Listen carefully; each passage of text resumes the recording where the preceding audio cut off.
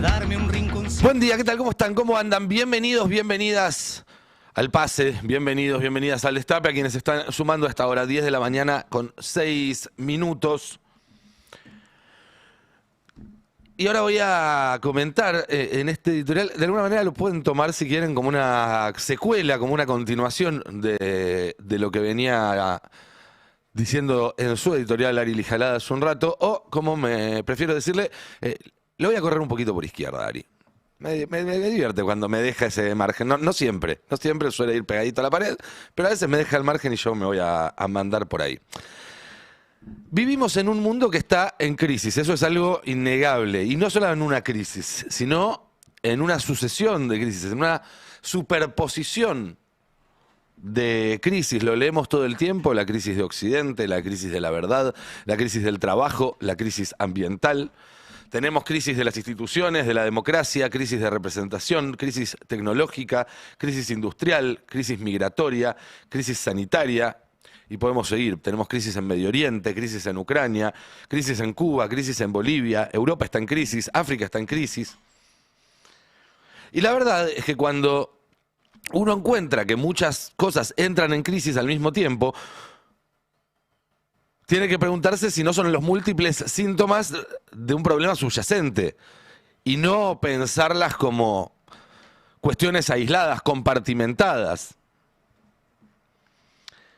Y lo que uno puede observar, o por lo menos lo que yo observo, como fenómeno subyacente a todo esto, mirando los datos por un minuto, repasando un poco la historia, entendiendo un poco lo que está sucediendo, es que todas esas crisis giran en torno a una cuestión y solamente una cuestión, que es la acumulación infinita, o en otras palabras, los ultra ricos, las personas que tienen el poder como para manejar los hilos de algunos de los estados más poderosos del mundo, que son los dueños de los algoritmos que articulan nuestras vidas y extraen nuestros datos cada segundo que pasa,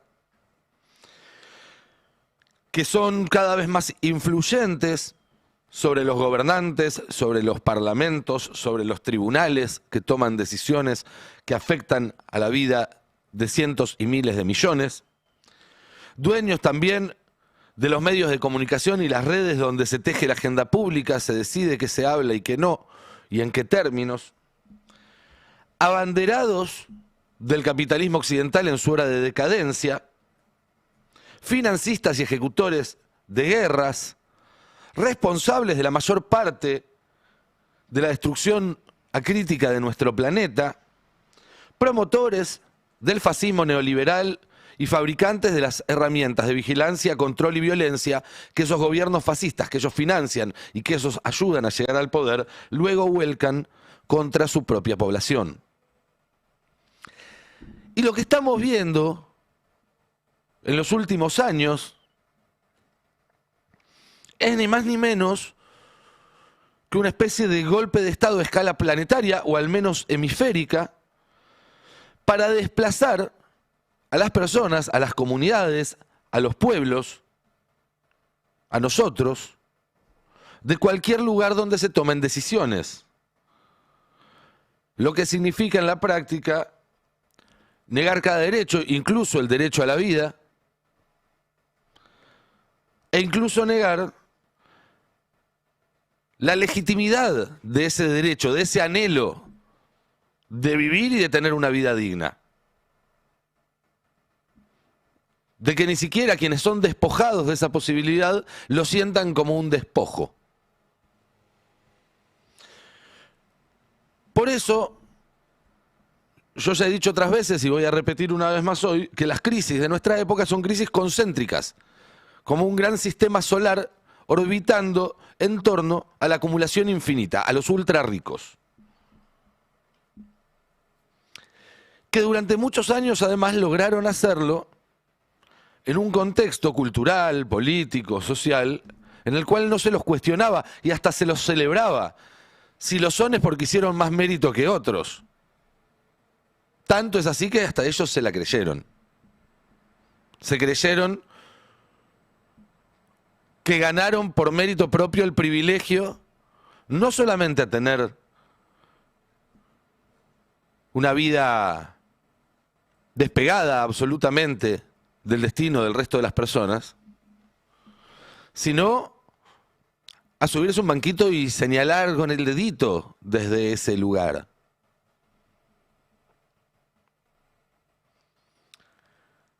Por eso se ponen tan nerviosos cuando alguien dice que hay que cobrarles más impuestos. Porque básicamente es cuestionar la gran mentira sobre la que se basa este sistema, que es justo. Porque la única forma de justificar los niveles de desigualdad inéditos que hay en esta época es decir que hay razones subyacentes que hacen justa esa desigualdad. Y el punto no es que no puedan pagar 2-5% de su patrimonio o algunos puntos más de impuesto a las ganancias o de otras formas de imponer sus fortunas. Porque la verdad es que pueden hacerlo sin que eso modifique sustancialmente su situación. Sino porque creen fehacientemente en una ideología que les conviene, obviamente, que no reconoce ninguna autoridad por encima de la del dinero. Si yo tengo plata y vos no tenés por qué venir a tocar un mango. Y yo puedo ir y sacarte del bolsillo todo lo que se me cante. Por eso es una discusión política, no tributaria. Después, en todo caso, una vez que se sale de la discusión política, se baja en términos técnicos a ver cómo se aplica la decisión política que se tome. Pero no estamos acá revisando una planilla de Excel para ver hasta qué punto es sustentable un impuesto y compatible con que esa fortuna siga existiendo.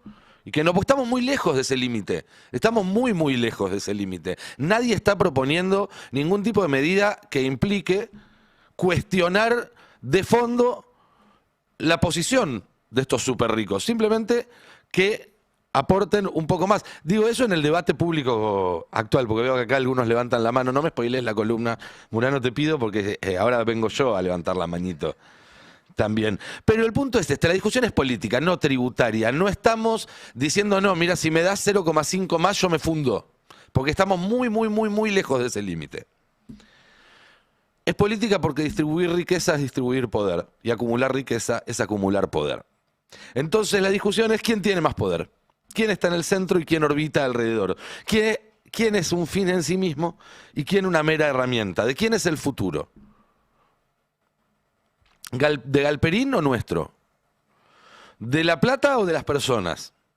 ¿Del capital o de la humanidad? Es un poco también lo que plantea el Papa en su última encíclica. Y es un poco el debate que se está dando en muchos lados y que hay que empezar a dar. Pero ellos no quieren que se dé ese debate. Por eso, cuando se viraliza alguna noticia, alguna discusión, algún video que plantea que hay que cobrarles un poquito más de impuestos, se ponen como locos. Pasó ayer con este video que se viralizó de la entrevista que le hizo nuestro compañero Gabriel Sued a Diego Iglesias, nuestro colega Diego Iglesias, donde básicamente lo que plantea Diego es que la batalla cultural es justamente esa, convencer a la gente de que está bien que los ricos paguen un poco más de impuestos.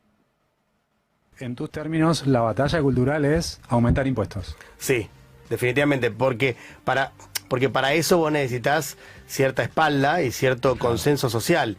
Así como en aquel momento, cuando Néstor Kirchner asumió, pudo reformar la Corte Suprema de Justicia porque había un consenso social que lo empujaba a eso y lo apoyaba en eso, entre otras medidas que tomaron. Acá me parece que pasa lo mismo. El gran tema de este tiempo histórico, no solamente en Argentina, sino en gran parte del mundo, es que los ricos y los ultra ricos han logrado instalar esto de que no nos tienen que cobrar más impuestos. Y no nos tienen que cobrar más impuestos porque han logrado instalar que si nos cobran más impuestos generamos menos trabajo. Si nos cobran más impuestos, destruir riqueza. Si nos cobran más impuestos, me voy a vivir a otra zona en donde me cobran menos impuestos. Pero que un pobre diga eso. Bueno, ahí está, ¿no? Digo, por eso digo que ahí está el gran éxito temporario. Siempre son temporarios los éxitos, no creo que nunca nada sea definitivo. Lo que sí creo es que si no se pone en tela de juicio eso, si no tenés dirigentes políticos con convicción y con audacia que digan, che, córtenla, esto es falso, es mentira que los ricos y los ultra ricos tienen que pagar menos impuestos, vamos a cobrarle más impuestos, si no hay gente que haga eso, bueno, tampoco se va a disputar la narrativa.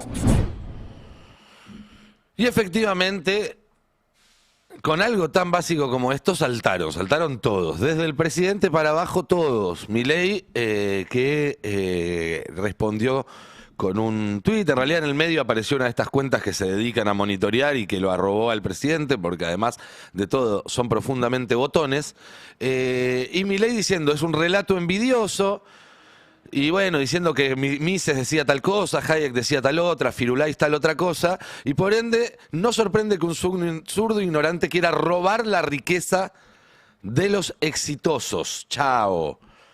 Y luego se sumó el hombre más rico del país, Marcos Galperín, que es uno de los que debería pagar un poco más de impuestos, diciendo, sacándole el 100% del patrimonio a los más ricos no se pagan ni 6 meses del presupuesto de un año del Estado. La batalla de ricos contra pobres la inventaron los zurdos para hacerse, etcétera, etcétera, etcétera, etcétera. El asunto es que acá nadie propone que le saquen el 100% del patrimonio a los más ricos para reemplazar gastos corrientes, porque sería una idiotez, efectivamente. Lo que se propone es algo mucho más profundo, que básicamente es que los que más tienen que pagar más y los que menos tienen que pagar un poco menos. Algo tan básico como eso. ¿O alguien puede decir que es más justo que los ricos paguen menos que alguien que hoy labura 12, 13, 14, 15 horas de impuestos? ¿Alguien puede decir que es más justo que Galperín pague como porcentaje de lo que tiene y de lo que gana menos impuestos que vos? Porque eso es lo que estamos discutiendo. Y eso es lo que sucede en la Argentina. Eso es lo que sucede en la Argentina. Hay un informe muy interesante que se publicó hace unos días en el diario AR, que dan cuenta de que en la Argentina los ricos tributan el 25% de sus ingresos, la clase media el 30% y los pobres el 37%. Y si querés decir que eso es un absurdo, salen el presidente y el tipo más rico de la Argentina a disciplinarte. ¿Se entiende la locura de lo que estamos viendo?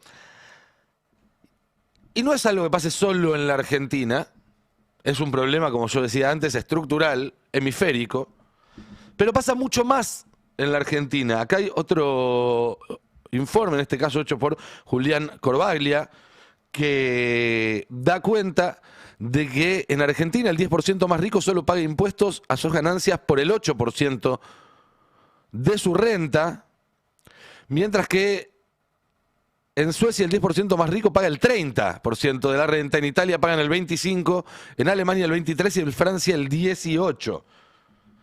Todos países que se supone que queremos imitar o que por lo menos nuestra clase dirigencial tilinga pone como ejemplos en la vida. Cobran bastante más impuestos a los más ricos que nosotros. Y ni hay que hablar, atraen muchísimas más inversiones que la Argentina. Para los que creen que el factor determinante a la hora de decidir una inversión es cuántos impuestos se pagan. No, es cuánta ganancia se hace. Es cuánta ganancia se hace. Que obviamente los impuestos inciden en eso, sí, como tantos otros factores. Y además es un sistema que ha demostrado que no tiene en esta situación una foto, sino una película que se está grabando y deteriorando a una velocidad cada vez más acelerada.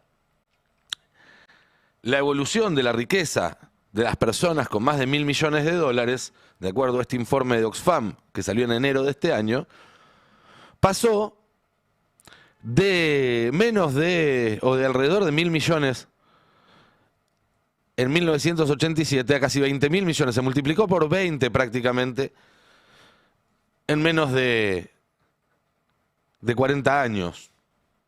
Es decir, lo que acumulan las personas que tienen más de 1.000 millones de dólares se multiplicó por 20 durante 40 años, en los cuales en buena parte del mundo, si sacamos a China, Vietnam y un par de excepciones más, los salarios estuvieron por lo menos estancados o perdieron.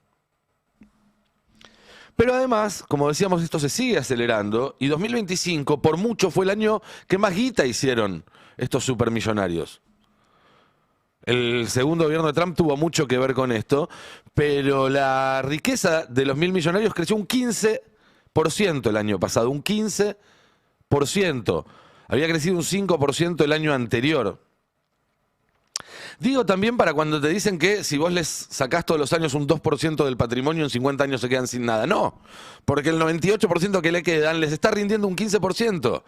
Entonces vos le estás cobrando solamente una partecita de toda la plata que estás sacando. ¿A vos te rinde la guita un 15% más este año que el anterior? ¿O el anterior que el otro?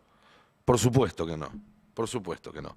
Y lo que también se puede ver en este informe de Oxfam es la relación directa entre el crecimiento de estas fortunas y la situación de vulnerabilidad alimenticia de millones de personas. La inseguridad alimentaria crece siguiendo una curva muy similar o muy parecida a la de esta concentración. ¿Por qué? Parece obvio, ¿no? La plata sale de un lugar y va a otro. Si hay gente que está acumulando tanta plata, significa que esa plata no está en otros lados. Y de nuevo, acá no se trata de sacarle la plata de las cuentas a los supermillonarios y repartirla $50 para cada persona y arréglense. No, no, no. Se trata de sacar esa plata de las cuentas de los supermillonarios y usarlas para desarrollar un sistema más justo. Un sistema más inclusivo y sustentable en el largo plazo. Volviendo a Galperín, insisto, nadie está proponiendo hoy en el debate público expropiar todos sus bienes para distribuirlos con el pueblo. Simplemente lo que se dice es que tiene que pagar una cantidad justa de impuestos, nada más y nada menos que eso. ¿Justa para qué? Para que el Estado argentino pueda garantizarle una vida digna a todos los habitantes de este país. Obviamente no solo él y a todos los a los que les vaya bien. No es personal, no es político. Si hay una persona con 5.000 millones de dólares, 7.000 millones de dólares, que es recontra cuca, también hay que cobrarle impuestos. No pasa por ahí. Fíjense esto, la única vez que se cobró una tasa chiquitita, creo que era el 2%, a 10.000 familias, de las cuales muchas no pagaron, creo que pagaron el 80%, ayer dije el 50% y me dijeron que no, el 80% pagó, pero el 20% lo pudo evadir o frenarlo en la justicia. Pero una sola vez se pagó una tasa así de chiquitita a 8.000 familias en la Argentina y con eso se financió una obra de infraestructura clave como el gasoducto que permite que hoy la Argentina tenga superávit comercial. Mejoras en barrios vulnerables como no había habido en décadas a través del FISU que este gobierno hizo volar por los aires. Becas estudiantiles, subsidios a pequeñas y medianas empresas que realmente lo necesitaban y se compraron vacunas, respiradores y otras cosas para mitigar la peor pandemia en un siglo. Imagínense lo que podría ser un Estado que contara con ese flujo pequeño del 2% de solo 8.000 familias todos los años. Imagínate si en vez del 2% fuera un poquito más. Imagínate si en vez de 10.000 familias fueran 50.000. Porque la verdad es que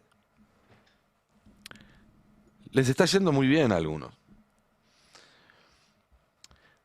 Y ahí el superávit comercial sería soplar y hacer botellas. Y además de superávit comercial y de superávit fiscal, tendrías universidades, hospitales, obras de infraestructura, planes de ayuda focalizados, tendrías mejores salarios. Tendrías mejores espacios públicos. Obviamente Galperín no lo pagaría porque él se hizo uruguayo para no pagar impuestos en el país que hizo que creciera su empresa hasta ser una de las más grandes del continente. Lo cual, en mis libros, además, es bastante de garca. Ahora sí, para pedir subsidios, él llamado a estar, ¿no? 100 palos en el 2024, 150... En el 2025 ya nos enteraremos cuántos. En el 2026, mientras los pacientes de cáncer tienen que esperar, los discapacitados tienen que esperar, la ciencia argentina, las universidades, los trabajadores, los jubilados, los estudiantes, todos tienen que esperar. Galperín no espera. Galperín se está haciendo cada vez más rico, duplicó su fortuna desde la pandemia, mientras a la mayoría nos va cada vez peor o nos resulta cada vez más difícil mantener nuestro nivel de vida. Él duplicó su fortuna desde la pandemia. ¿Y cómo lo hizo? Con usura. Usura sobre los más vulnerables, los que no acceden a un crédito bancario, los jubilados, los desocupados, los informales. Y la verdad es que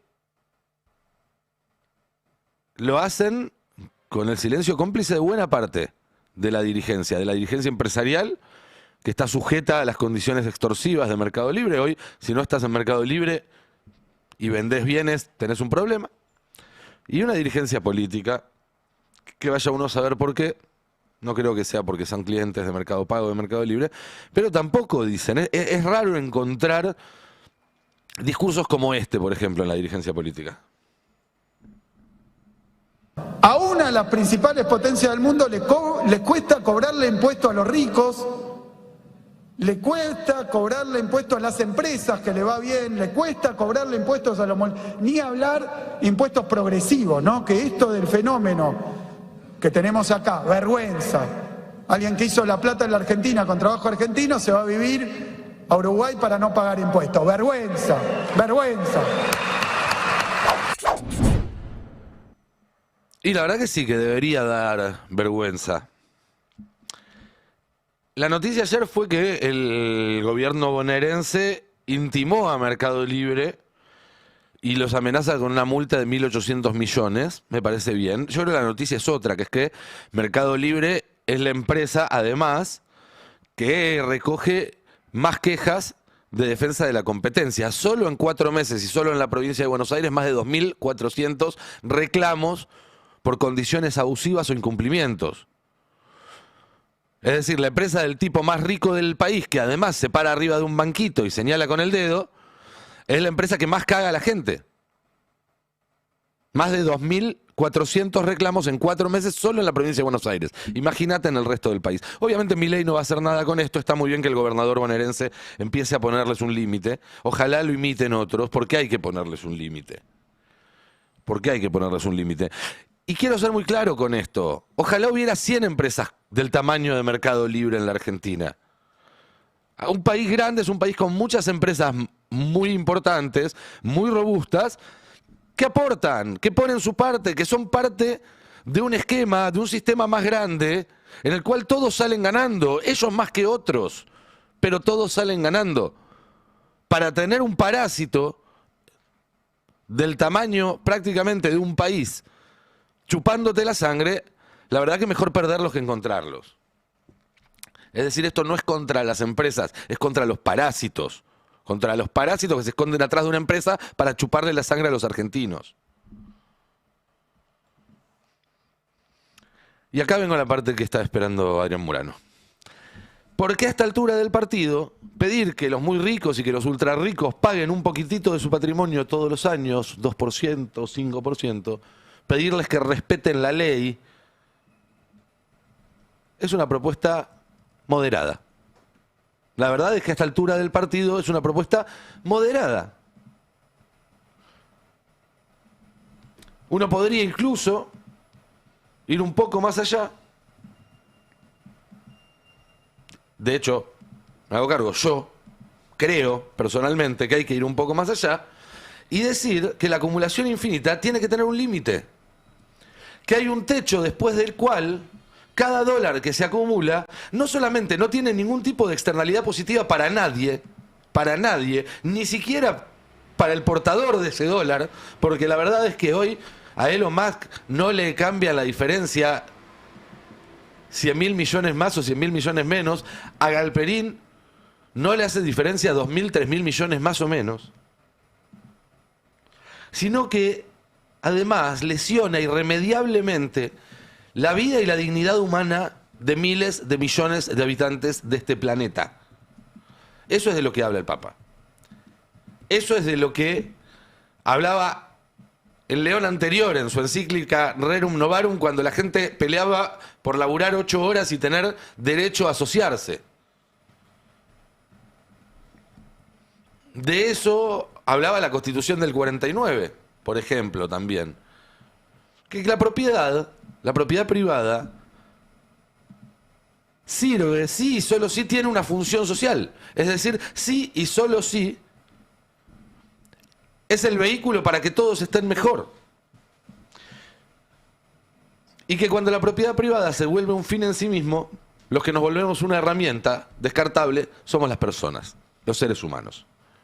Por lo tanto, hay que ponerle un límite a la acumulación infinita y sobrepasar ese límite es un crimen de lesa humanidad. Lo voy a decir de nuevo. La acumulación infinita tiene que tener un límite y cuando ese límite se ponga y se disponga, el que lo ignore, el que lo sobrepase, debe ser juzgado por delitos de lesa humanidad.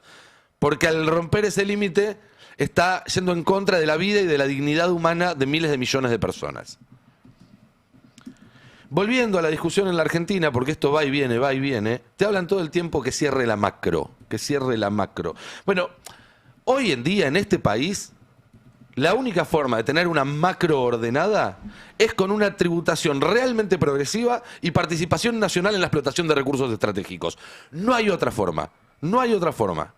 La emisión descontrolada obviamente no es la solución y la deuda tampoco es la solución. Entonces, ¿de dónde salen los recursos? De los que tienen guita, de los que tienen recursos, o de los recursos que tenemos todos los argentinos en nuestro territorio. Te hablan todo el tiempo de racionalidad. Y la verdad es que pensar que todo puede seguir más o menos como hasta ahora es absolutamente irracional. Pensar que un gobierno de los ultra ricos y sus mecanismos de control algorítmico puede ser bueno para nosotros, y cuando digo nosotros digo todos los que no somos ultra ricos, es absolutamente irracional. La única racionalidad realmente existente en este momento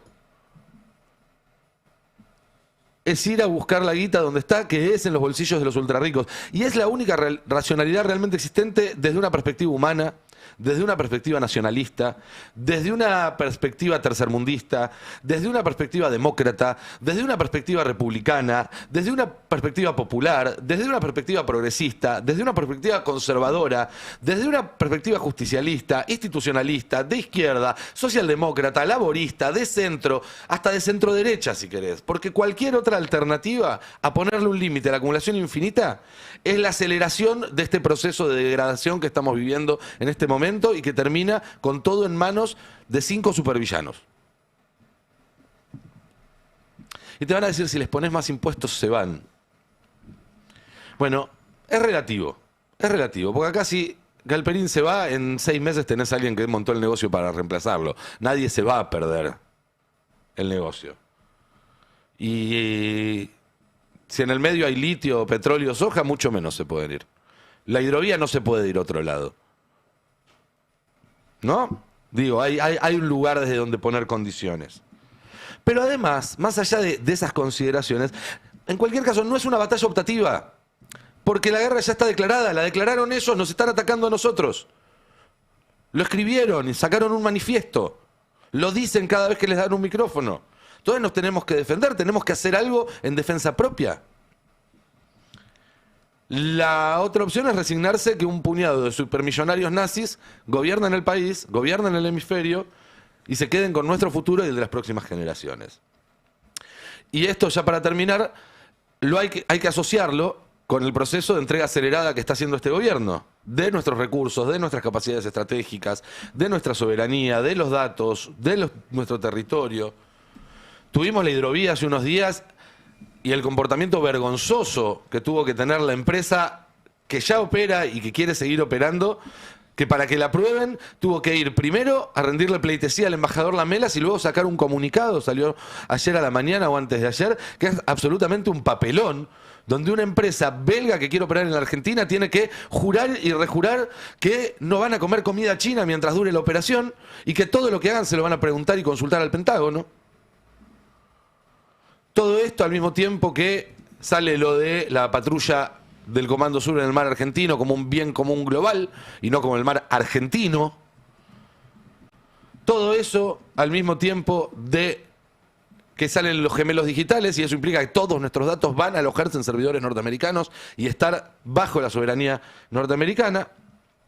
Y ahora nos enteramos también que están empezando a utilizar las regalías que sacan del petróleo que van a empezar a sacar, mejor dicho, en el mar argentino, en el norte de las Malvinas, para reestructurar toda la economía del archipiélago en un proceso que eventualmente puede llevar a que pidan la independencia bajo el auspicio de Estados Unidos y el paraguas de la doctrina Monroe, algo que cuento en detalle en una nota que se publicó ayer en el Destape y que les recomiendo porque muestra documentos y tiene el análisis de especialistas que señalan la gravedad de lo que está pasando en la Argentina. Y lo que se ve en esa nota también es que lo que hay detrás de todos estos procesos es el mismo entramado económico y político que se construye sobre 3 sectores cada vez más íntimamente relacionados, que son la energía, las finanzas y la tecnología, y el poder permanente en 3 países, Estados Unidos, Inglaterra e Israel, que son las 3 patas del imperio noratlántico que dominó brutalmente el mundo durante toda la era capitalista, que fueron los últimos 3 siglos, y que ahora se ven amenazados por el ascenso de China, y la respuesta a esa amenaza es este aceleracionismo que hoy conducen políticamente los ultra ricos. Y acá es donde entra Peter Thiel en la Argentina y qué está haciendo en la Argentina y demás, pero el editorial está quedando muy largo, así que eso lo tendremos que dejar para el lunes o para la nota que publique este fin de semana, o lo podemos charlar acá en la mesa con todos mis compañeros. ¿Qué tal? Buen día, ¿cómo están? ¿Cómo va? ¿Qué tal? ¿Qué dice? Hola, ¿Cómo le buen va, viernes. Nico? Bien, acá tratando de unir los puntos para ver la figura, como hacíamos cuando éramos chicos, que jugábamos, ¿no? Que venía la página con todos los puntitos y cuando vos trazabas la silueta se veía un escenario bastante claro. Sí. Acá la gente te está muy felicitándote en el chat porque claramente estás dando en el punto, ¿no? Al que hay que ocuparse y que, bueno, por ahí la oposición no quiere meterse mucho porque, como decís vos, primero, la palabra impuesto se demonizó. Eso han conseguido, ¿no? Y vos ves en estas encuestas al paso que se hacen en la calle, la gente dice, no, bueno, no se puede aumentar impuestos. Esto, los pobres que tienen miedo de aumentarle impuesto a los ricos por esto. Bueno, qué sé yo, se van y como se demonizó, está claro que convencieron a la mayoría de que ese no es el recurso, pero está claro que hay que una modificación de la actual estructura tiene que suceder y no puede ser a costa de más sacrificios Sin de duda. la clase trabajadora y de los asalariados y de la forma donde hay que sacar el recurso, de donde los recursos están. Pero es muy difícil avanzar en esa dirección. Es para celebrar que se esté discutiendo la riqueza y no la pobreza. Es algo que las izquierdas vienen pidiendo en todas sus fisonomías desde hace décadas, ¿no? La izquierda nacional, la izquierda clasista, viene planteando esta discusión que el campo popular, en general, en su columna vertebral, la del peronismo, ralentiza, ¿no? Pone más en foco la discusión sobre la pobreza que sobre la riqueza. Y sobre el equilibrio fiscal ahora. Claro, y ahora entra en esa discusión sobre cuestiones fiscales, equilibrios y demás. Yo quiero problematizar un poco, si me permiten, porque así nos divertimos además. Porque la pulsión natural es suscribir al pie lo que planteabas tanto Nico antes como Ari. ¿Por qué se demoniza los impuestos? ¿A partir de qué elementos la derecha logra demonizar los impuestos? Tengo para mí que por la baja calidad prestacional del Estado, ¿sí? Lo que se percibe como una contraprestación deficiente. Pago impuestos, pero además tengo que hacer un montón de gastos adicionales porque aquello que solvento con mis impuestos no me resulta suficiente para la calidad de vida que pretendo. Y sobre ese hecho, que para mí es indiscutible, digamos, la calidad prestacional del Estado no es satisfactoria, sobre ese hecho se monta otra campaña que también hace base en la realidad, que es la corrupción. Si mi plata no genera contraprestación satisfactoria del Estado, es porque esa plata se va por la canaleta del choreo.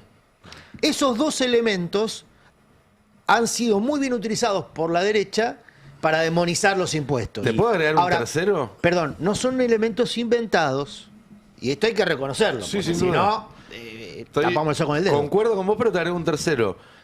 Si el pobre paga más impuestos que Galperín, Sí. también es lógico que putee por Y pagar natu- impuestos. y también, Absoluta- o sea, naturalmente es un sistema lo que pasa que claro, regresivo va sin en duda. contra de la lógica propia Sin duda. de la Ese justicia elemento de ese lo sistema. habías desarrollado muy bien en tu editorial y no quería ser Alan.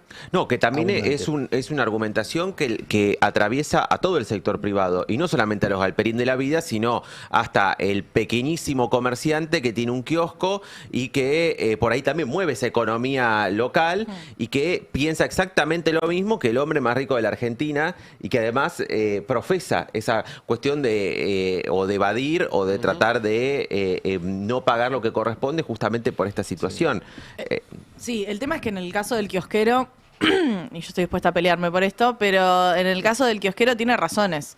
En el caso de todas las personas trabajadoras que pagan ganancias y que ahora tienen intimaciones de arca por las deducciones que hicieron, tienen razones para odiar los impuestos que encima son muy complejos de pagar, sobre todo cuando hablamos de escalas provinciales o incluso escalas municipales. Hay una cuestión de un mal sistema impositivo que recarga mucho a los pequeños contribuyentes. Entonces, ¿qué hacen los ricos? Aprovechan que esos pequeños contribuyentes están enojados porque no solo pagan una gran cantidad de impuestos, sino porque es muy difícil pagar esa cantidad de impuestos, y en muchos casos necesitan contadores, o sea, necesitan un gasto extra para poder hacer frente a esas responsabilidades, mientras que esos ultra ricos pagan muy poco de impuestos. Y no solo que pagan muy poco, sino que tienen toda la infraestructura necesaria para hacer una ingeniería donde tienen fondos acá, tienen fondos en empresas, tienen fondos en otros países, tienen testaferros, tienen 10.000 maneras para eludir impuestos. Entonces, es difícil porque, digo, es difícil decir, bueno, no, sí, los impuestos son los que sostienen,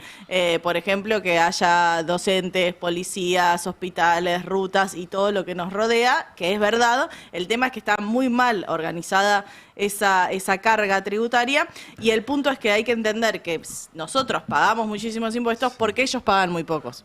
O sea, hay una pelea ahí que es una pelea de intereses en relación a que alguien tiene que pagar eso. Y quizás para dar la pelea sea más interesante pensar en términos de un sistema tributario más justo. Sí. Que en términos de le cobramos impuestos a tal o a cual. O sea, que viene después, luego. No es que no haya que cobrar esos impuestos, sino plantearlo en la discusión como, bueno, ¿cómo sería un sistema más justo? Y eso implicaría cobrarle más a los más ricos, también simplificarle mucho la vida a las empresas que hoy quizás tienen sistemas muy complejos. Muy complejos. Hay otros países donde se paga quizás incluso más. Hay empresarios que yo conozco que dicen, yo no tengo problema con la cantidad de los impuestos. El tema es que hay un sistema en el cual nunca sé cuánto voy a terminar pagando. Y eso les genera un costo, digamos, extra que es muy gravoso. Pero yo quiero sumar esto porque ayer hubo un video de un trabajador de Rappi, o de Pedido Ya, no me acuerdo, pero una de estas aplicaciones, que lo salieron a matar porque decía, bueno, estás a favor que paguen más impuestos, yo creo que deberíamos pagar igual. Y yo en principio digo, si pagamos igual sería un esquema mucho más progresivo de lo que es ahora. El tema es que los ricos pagan mucho menos impuestos en términos de sus ingresos, porque todos los ciudadanos de IAP pagamos el 21% del IVA. Y porque no tienen ingresos. Y porque tienen muy pocos ingresos. Yo digo, ¿quién cobra los impuestos? El Estado. Ganó las elecciones un señor que dijo que iba a terminar con el Estado. Entonces, me parece que la discusión es... Está bien, Adri, pero nivel de están persiguiendo a monotributistas y a trabajadores que pagan ganancias. No es que no usan el Estado para perseguir. No, por eso yo entiendo que es un debate que tiene niveles de sofisticación.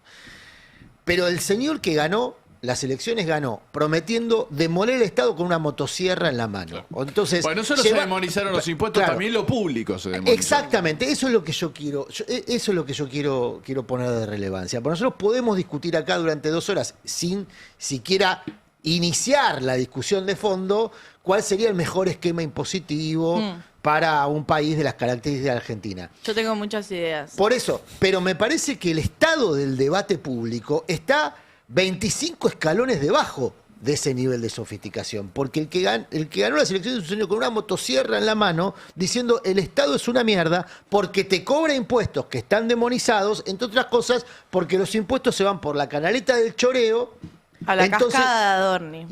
Claro. Bueno, mira, si me permiten, ayer salió una encuesta de Atlas Intel. Claro, va directo ahí a Indio Cuadro. No, estaba usando la vieja figura de Sanz. La canaleta del juego. Ayer salió una muy interesante encuesta de Atlas Intel que siempre es bien ponderada porque suele acertar en sus resultados electorales, cosa que es bastante exótico. En toda América Latina, no solamente en la Argentina, y además porque este tipo de encuestas se publican de la mano de una agencia de noticias muy apreciada por el Círculo Rojo, que es Bloomberg, que es la agencia de noticias económicas internacional. Bueno, dicho esto, ayer publicó varios resultados. Quiero fijar la atención en la placa número 5, donde se habla de los principales problemas de la Argentina hoy. El primer rubro, por lejos, vuelve a ser la corrupción. Ese es el nivel del debate público hoy en la Argentina, otra vez.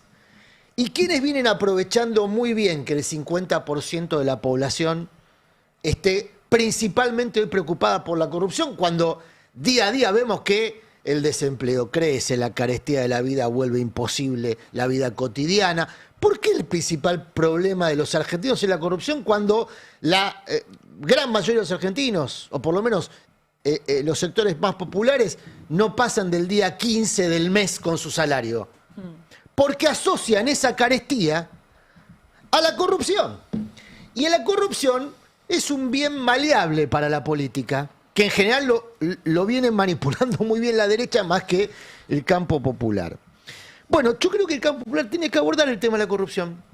Sobre todo porque además... Pero lo digo casi como un desafío, porque no lo hace. Tiene que abordar el tema de la corrupción. Y No como un coincidiendo con vos, araquiri, Adrián. no autoflagelante, pero lo tiene que abordar. Porque, perdón, y termino con esto. Voy al ejemplo otra vez chino. China le da de comer a 1.500 millones de personas. Es un régimen de partido único. El partido único es el Partido Comunista. Su estructura política es una democracia de partido único y es implacable con la corrupción. ¿Significa que no hay? No, por supuesto. Es inevitable. Viene con la condición humana la corrupción. Ahora, ¿qué hace el Estado frente a eso? Coincidiendo con eso, Es te agrego algo más. implacable. En Bueno. este momento, además, vivimos un proceso en el cual los gobiernos de ultraderecho, de derecho, llámenlo como quieran, están siendo a ver, decirlo más corruptos que antes quizás es impreciso, pero están siendo desembosadamente y siendo corruptos en ámbitos que antes estaban afuera. Y me refiero a Milei, pero también a Trump y a esas cenas que hacen para recaudar y a todo eso. Y por el otro lado... Pero no pagan costos por eso. Y por el otro lado... No, hay que hacerlos pagar costos, justamente. Pero ¿quién si manejan el sistema de y por el otro justicia lado, que no los penaliza? Bueno, por lo menos ante la opinión pública, que es el primer paso para ganar una elección y después modificar el sistema de justicia. Sí. Y por el otro lado, por primera vez en bastante tiempo, el peronismo tiene un candidato al cual no le pueden entrar por ese lado. Y quiero ser muy claro en esto. No le pueden entrar por ese lado. No estoy refiriéndome a la condición de fondo de culpabilidad o inocencia. No, de nadie. Sino a el artefacto comunicacional. Pero lo político. van a intentar, Nico. Yo estaba haciendo ahí ayer el editorial de uno de estos. Viale, ¿no? Viale le dedicó todo el editorial a la honestidad de Kicillof. Sin ningún elemento. ¿Hablando bien? No. Decía que implícito él avalaba a Eve. Vos mirá lo que fue. No, a mí me dio una vergüenza absoluta. Está bien, pero en la parte judicial lo único que ¿no? pudieron hacer es armar una causa que la de dólar futuro irían todos los ministros de Economía presos de la historia de la Argentina. Pero es que lo judicial es también dijo poco Viale? relevante. Que avalaba a Eve de Bonafini y la bancaba como diputado. No sé, sacó un discurso que él había hecho. Que habíamos muchas personas ahí, perdón, lo estoy diciendo en términos coloquiales. Éramos muchos los que estábamos acompañando a Eve el día que la quisieron meter presa. Sí. Y Eve se fue en una camioneta por la vereda, acompañada por una multitud que la protegía. Yo estaba ahí, estaba Axel. Más relevante estaba Axel que yo, por supuesto. Por eso destacan la imagen de Axel. Fue un gran momento eso. Yo estaba también porque me acuerdo que tratábamos de convencerla a Eve que fuera. Y, ¿A declarar? Claro, Eve le había citado a declarar el juez Marcelo Martínez de Giorgi un jueves a las 3 de la tarde. Sí. No sé si a propósito de torpe, los jueves a las 3:30 de la tarde van las madres hace 40 años a la Plaza de Mayo. No creo que haya sido de torpe. No, fue el tema es que yo me acuerdo de que discutíamos eso. De hecho, Graciana Peñafort lo escribió en un libro que publicamos en ese momento, donde Nico también tiene un capítulo, porque la llaman indagatoria y nosotros que le dijimos a Eve, Eve, tenés que ir. Eve dijo, ¿a qué? ¿Para qué voy a ir si esta es una justicia corrupta? Este es un juez corrupto. No hay nada que hacer en esa causa. Yo no le doy entidad. Por ende, me voy a la plaza como todos los jueves. Y estábamos desesperados. Y me acuerdo que yo la traté de convencer. Eve me sacó cagando. Y entonces le pedimos a Graciana, que por ahí, viste, la abogada, qué sé yo. Y fue Graciana a convencerla a Eve. Y Eve la sacó cagando. Y entonces... Marcelo Martínez Giorgi la mandó a buscar, que es esto que está contando Adrián, y se armó una barrera humana para defender a Eve, que se subió efectivamente a una camioneta y se fue. Finalmente el juez Marcelo Martínez Giorgi terminó yendo a la Casa de las Madres el día de la Pachamama. que Sí, es un sí. detalle no menor, y Eve la recibió en la cocina de las madres con un poco de caña con ruda y le dijo, tome a ver si le da valor.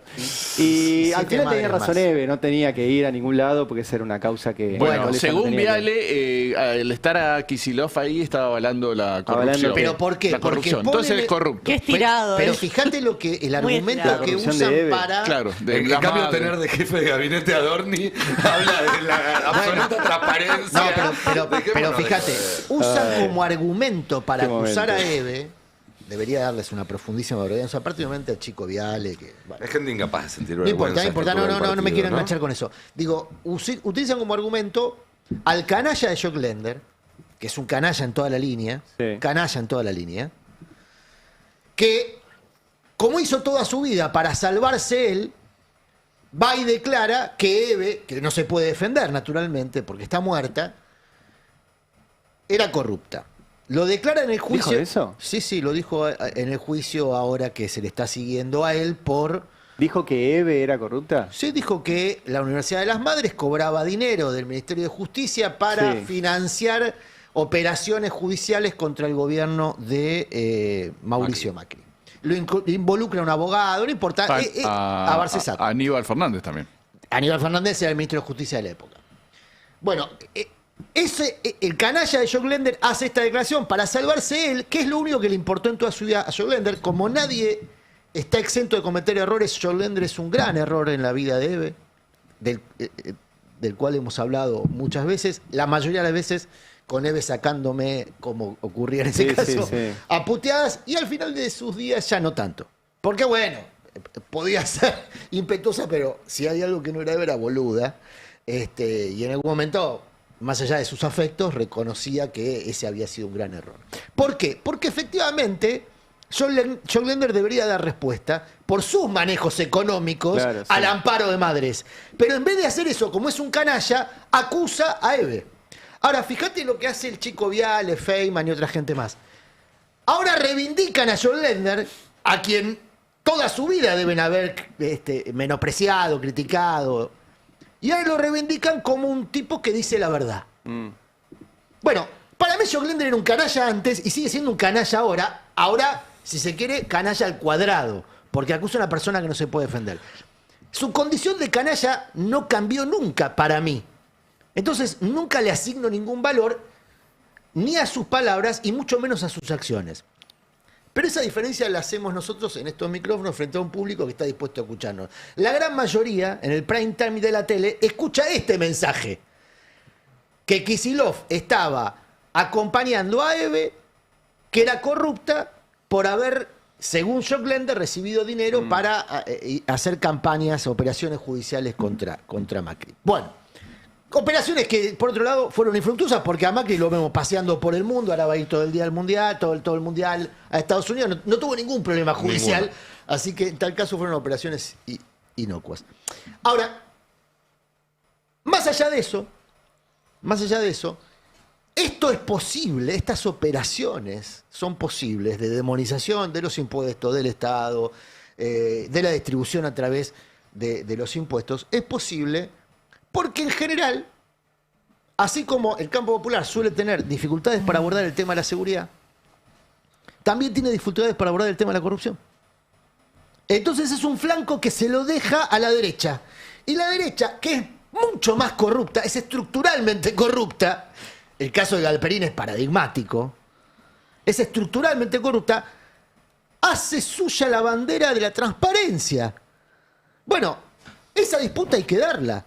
Como hay que disputarle el amarillo al PRO. O sea, lo Ahora, que digo es, una no hay pregunta. que abandonar ninguna Como hay que discutir disputa. la idea de libertad también, ¿no? Todas, que la idea de todas, hay que libertad que darle tienen todas las estos tipos batallas. no es para todos. Porque yo creo que estamos tantos escalones abajo del nivel de sofisticación que plantea Cande, que me parece fantástico respecto a discutir un esquema distributivo justo, equitativo, y podemos usar referencias, Noruega, Suecia, la carga impositiva, China, no sé, miles. Sí, también regionales, ¿no? Hay una plataforma por la tributación justa que la lanzó Petro, hablando de lo que va a pasar Tal cual, el domingo. claro. Pero digo, todo eso me parece que podemos llegar a esa discusión habiendo recuperado primero la autoestima.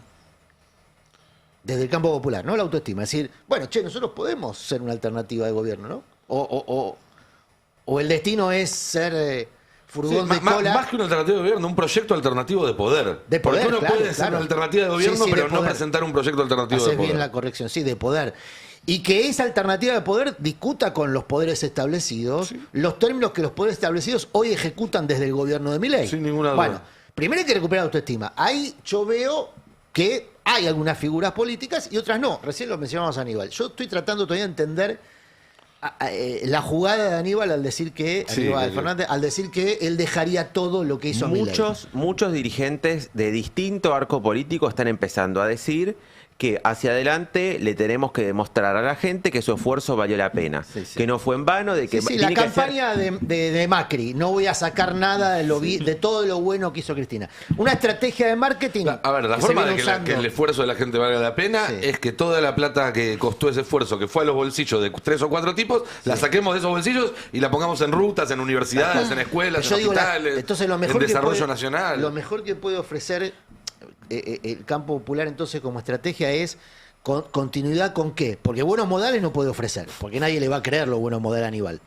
Si nadie quiere, además, en este momento, buenos digo, modales. sería una posición ridícula. Nadie vota buenos modales en esta época. No, pero digo, de la Rúa era menemismo con buenos modales, ponele, menemismo con transparencia. Esa era la propuesta de la Rúa. Bueno, a Aníbal Fernández le van a creer esa propuesta. Yo soy como Milei, pero ¿qué?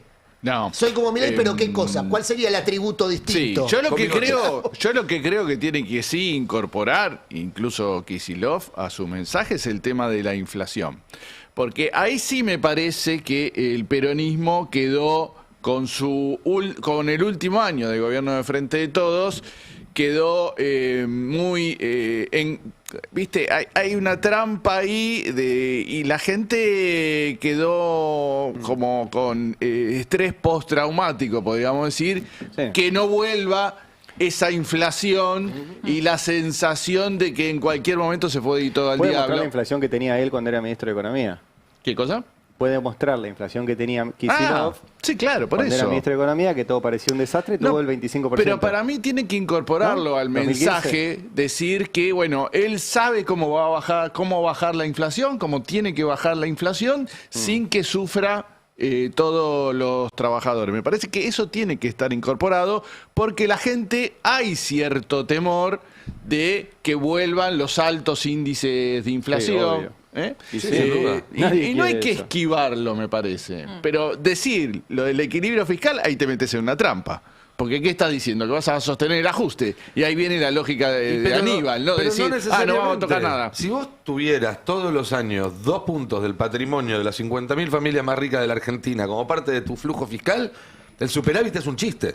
Pero es un chiste, ¿eh? Pues mucha plata. No, y si además favoreces de que cada vez más empresas crezcan para que puedan llegar a ese tope, también en un Obviamente, mediano plazo vas a tener más empresas aportando. Tiene que haber más empresas grandes, no menos.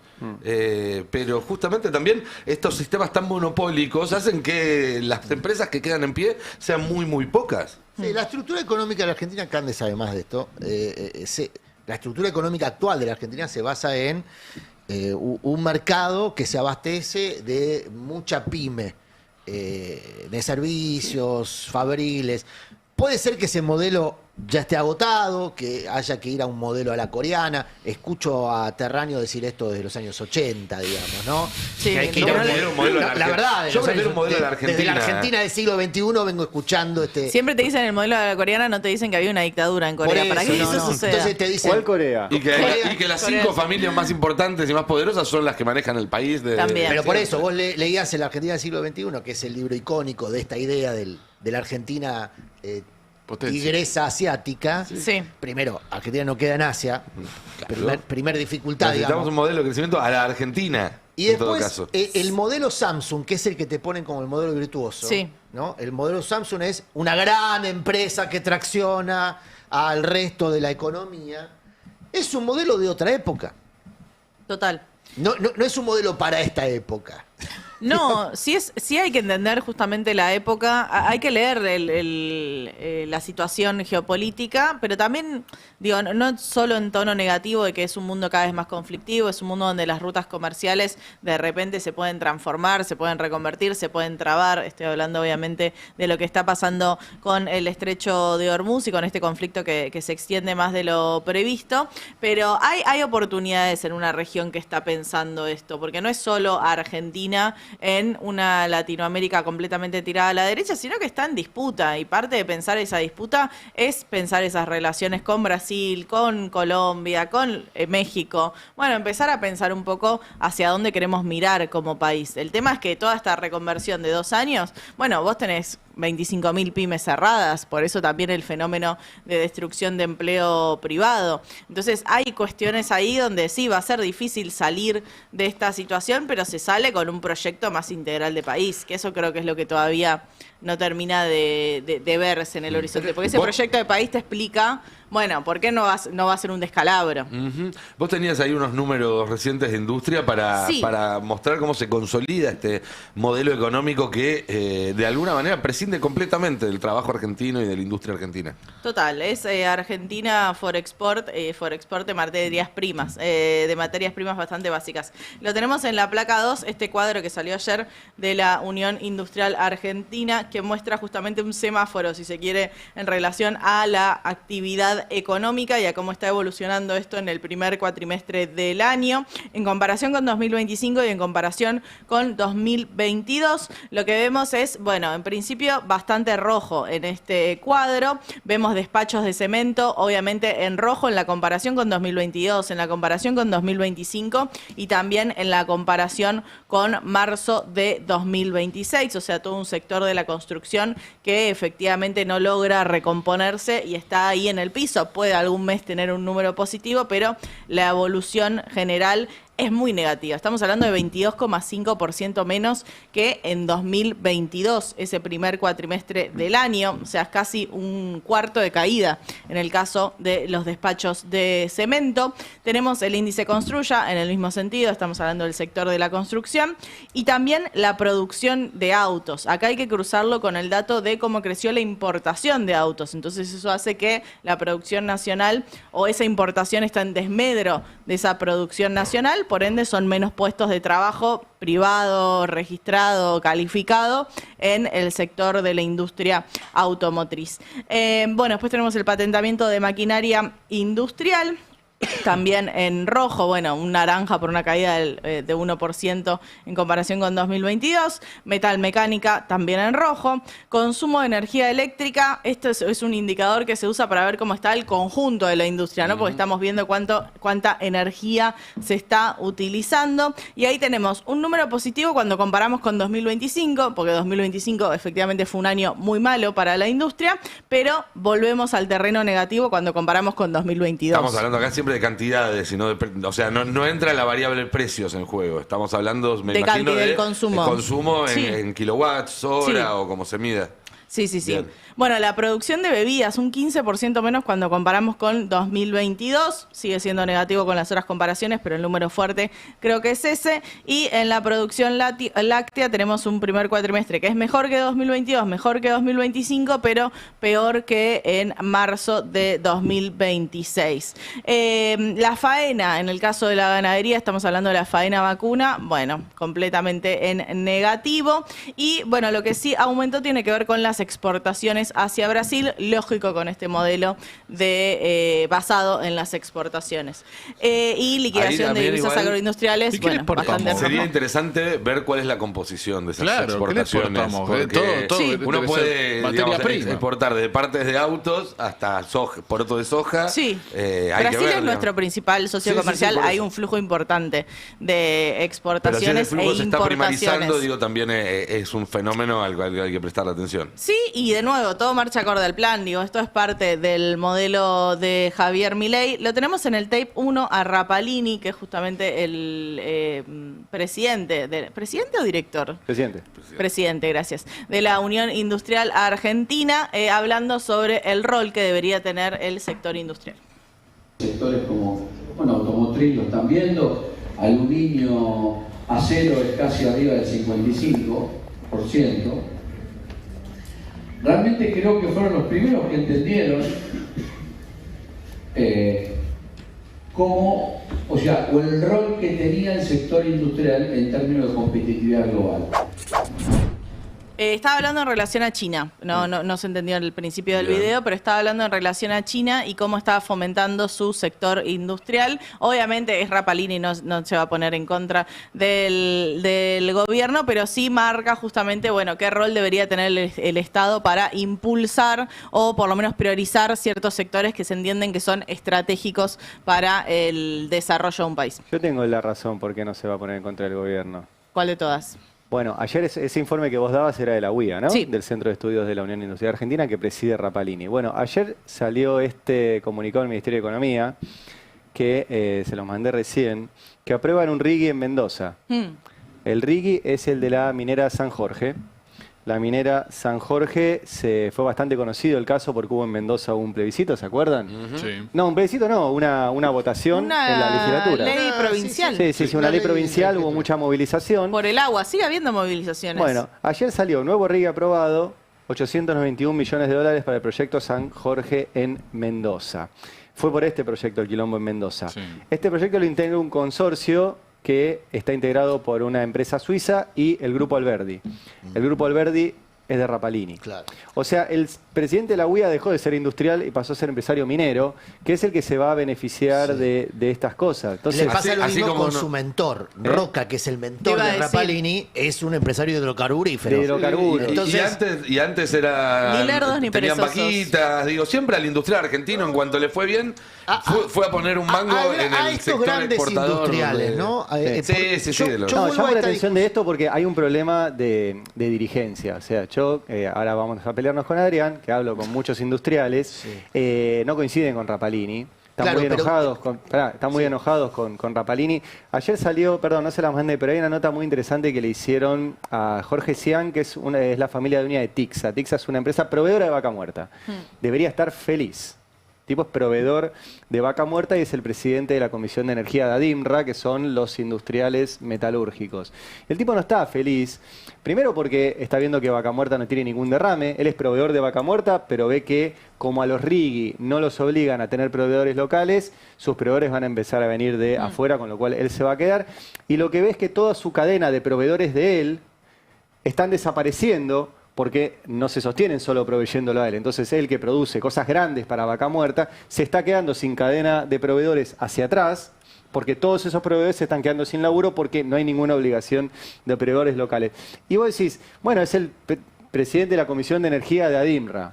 Bueno, me parece interesante que hay empresarios que hoy les va bien, es una pyme que tiene 70 y pico, 80 empleados en Esteban Echeverría, no están de acuerdo con Rapalini diciendo que se destroce la industria, total, yo me reconvierto en empresario minero. O sea, no es toda la dirigencia ni política, ni empresarial, ni sindical No, ADIMRA igual. viene teniendo una posición, no te digo de enfrentamiento con el gobierno, porque no, pero sí de una crítica a la política del gobierno.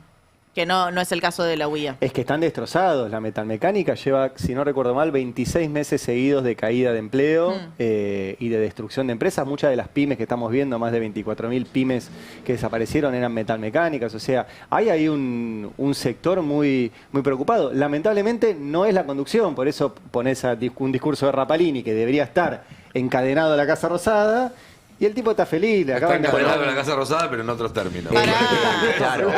Está tirando elogios a China, hay un mensaje ahí. O sea, está diciendo, che, hay un sector para nosotros, somos importantes para pensar un desarrollo. El problema Son también- 3 líneas abajo, pero bueno, hay. que están teniendo muchas de las cámaras industriales y sectoriales en este momento es que tienen que por ahí son tan amplias o que tienen un abanico tan grande de empresas adentro y de rubros que tienen que de alguna manera matizar con los que por ahí son más importantes, aportan más y además les está yendo bien en este modelo o no quieren salir a criticar todavía. Entonces ahí empiezan como a hacer un equilibrio muy fino pese a los negocios personales que tienen algunos de estos titulares, ¿no? Yo lo que sostengo en este caso es que la excepción confirma la regla y para mí la regla es la que marca la dirigencia, que nunca nace de un repollo. La conducción no nace de un repollo, nace de posiciones de poder, no soy ingenuo. La mayoría probablemente sea la excepción, pero la regla de comportamiento de los empresarios en general, no solamente de la industria en Argentina, es un comportamiento, digamos, compatible con balearse en el pie. Yo no coincido de eso. Bueno, en general han patrocinado gobiernos. En general son los empresarios que vos conocés No, que no, están en yo lugares digo, de conducción, han patrocinado que están en lugares de gobiernos. conducción de entidades empresariales. El problema es que las pymes en general no tienen tiempo para ir a la entidad empresarial, pues están manejando la pyme Pasa y lo que que la hacen las pyme es un grandes universo es contratar muy complejo, gerentes de esas claro. gerentes para administrar eso, que terminan siendo los Rapalini, Sí. los Funes de Rioja, los Yo este lo que tipo de digo, por personajes. eso, yo lo que digo, las diligencias no nacen en un repollo,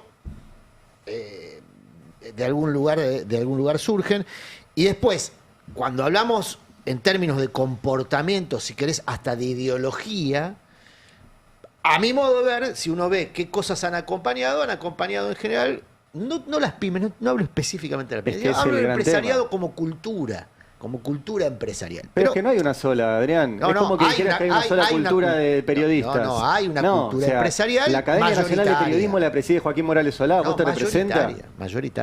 Mayoritaria o por lo menos decisoria. No sé si. Pero tampoco. Bueno, decisoria sí. El prime time está ocupada por la gente que conduce esta academia o se orientan por esos carriles ¿El prime time de qué? Del periodismo. del periodismo. ¿De la tele? Y sí, hay una línea. De la tele no hay una línea común. No llegan a un punto de rating. No, bueno, esa es una discusión más larga. Yo entiendo que hay gente, mucha gente con ganas de que la tele se muera, pero sigue siendo el No, principal no quiero medio. que se muera, pero no sé. Pero sigue es siendo lo el que era. principal medio de comunicación de información para la gran mayoría de los votantes. Anda el estudio de Agustín Espada, el último, que viene mostrando esto desde hace años. La tele sigue siendo el principal medio de comunicación, de información para las personas que votan. Está en todos los informes de Agustín Espada, que viene monitoreando esto desde hace muchos años. No importa, más allá de esa discusión. A mí me da la sensación que hay una oportunidad histórica en la Argentina para discutir su matriz. Cosa que tampoco hay que tenerle miedo. Si Milei viene a proponer una discusión, no él no viene a proponer ninguna discusión, pero si el triunfo electoral de Milei representa una oportunidad para tener una discusión profunda respecto a la Argentina que queremos o a la que aspiramos a ser, yo creo que del campo popular hay que recoger ese guante y dar una discusión profunda. No pretender el statu quo que fue rechazado y viene siendo Eso es rechazado. clave. Aprovechar la oportunidad Claro, para hay que aprovechar la oportunidad para decir, cuestionar todo. este sistema económico que rige en la Argentina desde hace 70 años con sus colusiones y complicaciones, ¿es el modelo económico que le corresponde a la Argentina en el futuro? Es la discusión que en su momento se dieron los países nórdicos, cuando descubrieron que tenían un montón de Y Adri, petróleo. y déjame- Digamos, y entonces, la Argentina, el año que viene, creo que lo anunciaron ayer, no va a tener, por ejemplo, el problema endémico que viene teniendo la Argentina desde hace varias décadas, que es la restricción externa, la falta de dólares por importación de energía. Bueno, eso te permite profundizar una discusión sobre el modelo. Y además es doblemente necesario porque ellos sí están teniendo esa discusión y ese debate y están planificando qué hacer con el país. Con lo cual, Claro. si no hacemos lo mismo del otro lado, vamos a estar atrasados. En ese sentido, Alan, hubo declaraciones de algunas figuras que son representantes de ese círculo rojo. Uno fue Mauricio Macri, otro es Eduardo Elstein, que están además sintiéndose más como Galperín, envalentonados para salir a decir que sus condiciones son las que corresponden. Sí, y en este caso lo que mencionó Elstein ayer en una reunión con periodistas, justamente en el marco del Día del Periodista, que dio a conocer, o en realidad mostró o intentó también salir a desmentir los datos respecto al consumo y sumarse a la hora oficial que marca que hay un boom de consumo y que también está apalancado con muchas cuentas de Twitter y trolls que muestran shoppings llenos, etcétera, etcétera. Elstein es la empresa que tiene varios shoppings en todo el país y en la zona metropolitana. Destacó, primero vamos a ir hacia posémonos en lo que dijo Elstein y después en lo que está haciendo en el sector de consumo masivo, porque el contraste es importante y también siempre es significativo, no solo saber qué es lo que dicen los empresarios, que muchas veces son protocolares o diplomáticos, y ver después en qué invierten o en qué dejan de invertir, que es en definitiva donde se terminan viendo los hilos de qué es lo que en definitiva creen o no. Dijo que está viendo que muchas marcas internacionales están llegando al país, que hay lista de espera en los shoppings para que ingresen grandes firmas internacionales, empresas siempre vinculadas al consumo, empresas de ropa, de lencería, Victoria's Secret, Qué tilingo todo. H&M. Bueno, eso fue lo que destacó. Hay un Victoria's Secret ya. Pero digamos, son todos. No, bueno, no, H&M no. Pero digamos de alto nivel de consumo. Bueno, hacia ahí vamos a ir. Bueno, después también contó que viene Armani, que va a venir Dolce & Gabbana. Bueno, todas esas firmas que son muy codiciadas en Miami y ese tipo de ciudades. Contó, bueno, qué está pasando con los distintos shoppings, pero en definitiva trazó ese escenario.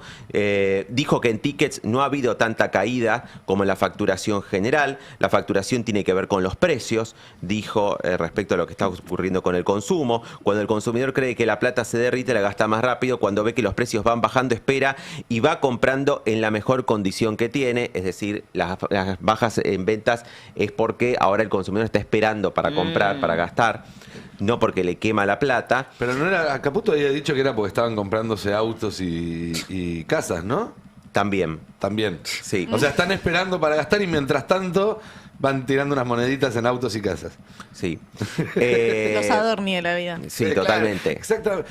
Aunque la construcción también está en caída. A lo mejor Milei piensa en serio lo de que sacó tanta gente de la pobreza porque mira a su alrededor y ve gente que efectivamente salió de la pobreza en estos últimos 2 años. Pero bueno, Santuri, Adorni, unos ¿qué cuantos. está haciendo? ¿En qué está invirtiendo IRSA dentro del rubro consumo masivo, dentro del rubro de los shoppings? Porque justamente él es uno de los armadores de Milei, es el dueño del Hotel Libertador, donde estuvo Milei encerrado con agenda secreta durante los primeros 2 meses de gobierno, es uno de los arquitectos de este modelo económico y de las decisiones que toma el gobierno, es el promotor del foro de Xiao Xiao, al que invitaron a Peter Thiel apenas llegó al país. Entonces, ¿qué está haciendo en el rubro masivo? Bueno, de consumo masivo. IRSA está, por ejemplo, ahora invirtiendo en un nuevo shopping en Aedo. Vos decís, bueno, ve que a futuro viene un boom del consumo. Bueno, no, es lo que era el North Center, que era un shopping que ya existía. Que ahora sigue existiendo, pero solo el cine, ¿no? El Todo cine. el resto está medio fantasma. Exactamente, lo compró IRSA el año pasado y lo va a hacer un gran outlet. O sea, para el bajo consumo. Exactamente. Para el consumo. Entonces, hacia adelante no está viendo, no es que compró el North Center para hacer un H&M, No, que están claro. viniendo para que venga Victoria's Secret, ninguna de estas grandes marcas de las que él celebraba en la jornada de ayer, sino que va a ser una gran tienda de segundas y terceras marcas hacia adelante. En definitiva, eso es lo que está viendo que va a ocurrir hacia adelante, que es que, bueno, que en el conurbano o en los grandes conurbanos tendrán que conformarse con segundas, terceras marcas, o que no les va a llegar para nada este boom o esto que está celebrando, o que es un consumidor que va a seguir esperando mucho tiempo para comprar de primera mano. Algo que dijo también es que me parece que escuché que el periodismo está pasando por un momento difícil, porque esto era por el Día del Periodista, ¿no? Sí. Que el periodismo estaba pasando por un momento difícil, que la opinión pública también era muy difícil expresar. Me llamó la atención eso viniendo de alguien que, bueno, está identificado con el gobierno, ¿no? Por lo menos identificado con el presidente. Sí, él ayer también anunció, no sé si ahí en esta reunión con periodistas, que va a incrementar sus inversiones mineras en una minera de oro que forma parte de los minerales apreciados por el desarrollo tecnológico, que no se hace en Argentina. O sea, Argentina provee de materia prima. Y vuelvo al punto de partida, que me parece que está en la esencia de lo que vos comentabas en tu editorial. Bueno, acá hay una discusión de fondo que habría que abordar en algún momento. Siempre la urgencia electoral lo evita y después cuando alguien gana las elecciones surfea la coyuntura pensando en el próximo proceso electoral. En algún momento en la Argentina podría darse la discusión de qué modelo de país quiere. Igual también Está en contra de la ley de lobby, ¿no? Me imagino. No sé, igual tampoco los shoppings son su principal negocio. O sea, recuerda que Elstein es uno de los principales tenedores de tierra de la Argentina a través de Cresud, es uno de los principales operadores del sistema financiero a través de un banco que no tiene banca minorista minorista que se llama Bax. Era también el presidente del Banco Hipotecario, que ese sí operaba minorista, Procrear y muchas cosas con... Creció al calor del Estado también el Como hombre. todos, como todos. Como todos los que ven al Estado. Sí, como la gran mayoría, pero digo, el core, como le dicen, del mundo Elstein es Cresud y la parte financiera había apostado hace muchos años a la cuestión de los shoppings. 13% de caída interanual tienen los shoppings. 13, según el INDEC, el último informe que dio. Así que el igual hombre tampoco... lo usará para otra cosa, pero no creo que esté tan, Es que tan preocupado. no desatienden ningún kiosco, digamos. No, obvio. Ni van a hacer alguna actividad para... Y es también el evitar. puente de Milei con ese sector de la derecha rica, judía, Claro. que ayer lo felicitaron, ¿no? Ayer estuvo el rabino, Sí. ¿cómo se llama? Grumblat, Sí. felicitándolo a Milei. Fue raro el evento de ayer, ¿eh? Fue muy raro. Muy poca convocatoria. Muy poca convocatoria, una combinación de negocio, religión. El host, que fue Darío Epstein, era el economista de cabecera de Milei hasta que Milei gane las elecciones y ahí lo desplaza. De todas formas, ayer Epstein se mostró muy emocionado de presentarlo a Milei y sobre todo a Karina, y echó a correr, mejor dicho, puso en escena un rumor que viene corriendo en política ya desde hace un par de semanas, que es la fórmula Milei-Milei. Pero no. Y el rumor... ¿No habían cerrado ese antro ya? No, ¿querés escucharlo a Epstein ayer? Karina mide menos que Adorni. Escucharlo a Epstein ayer reflotando esa versión que en política, insisto, se viene comentando hace ya varios meses. Hace un par de semanas, cuando recrudeció la interna con Santiago Caputo, volvió a rodar la versión de una fórmula Milei sin distinción de orden. ¿Cómo? Escúchenlo a Epstein. También quiero decir algo porque leo muchos diarios. No hay Javier si no hay Karina. Y Karina está acá.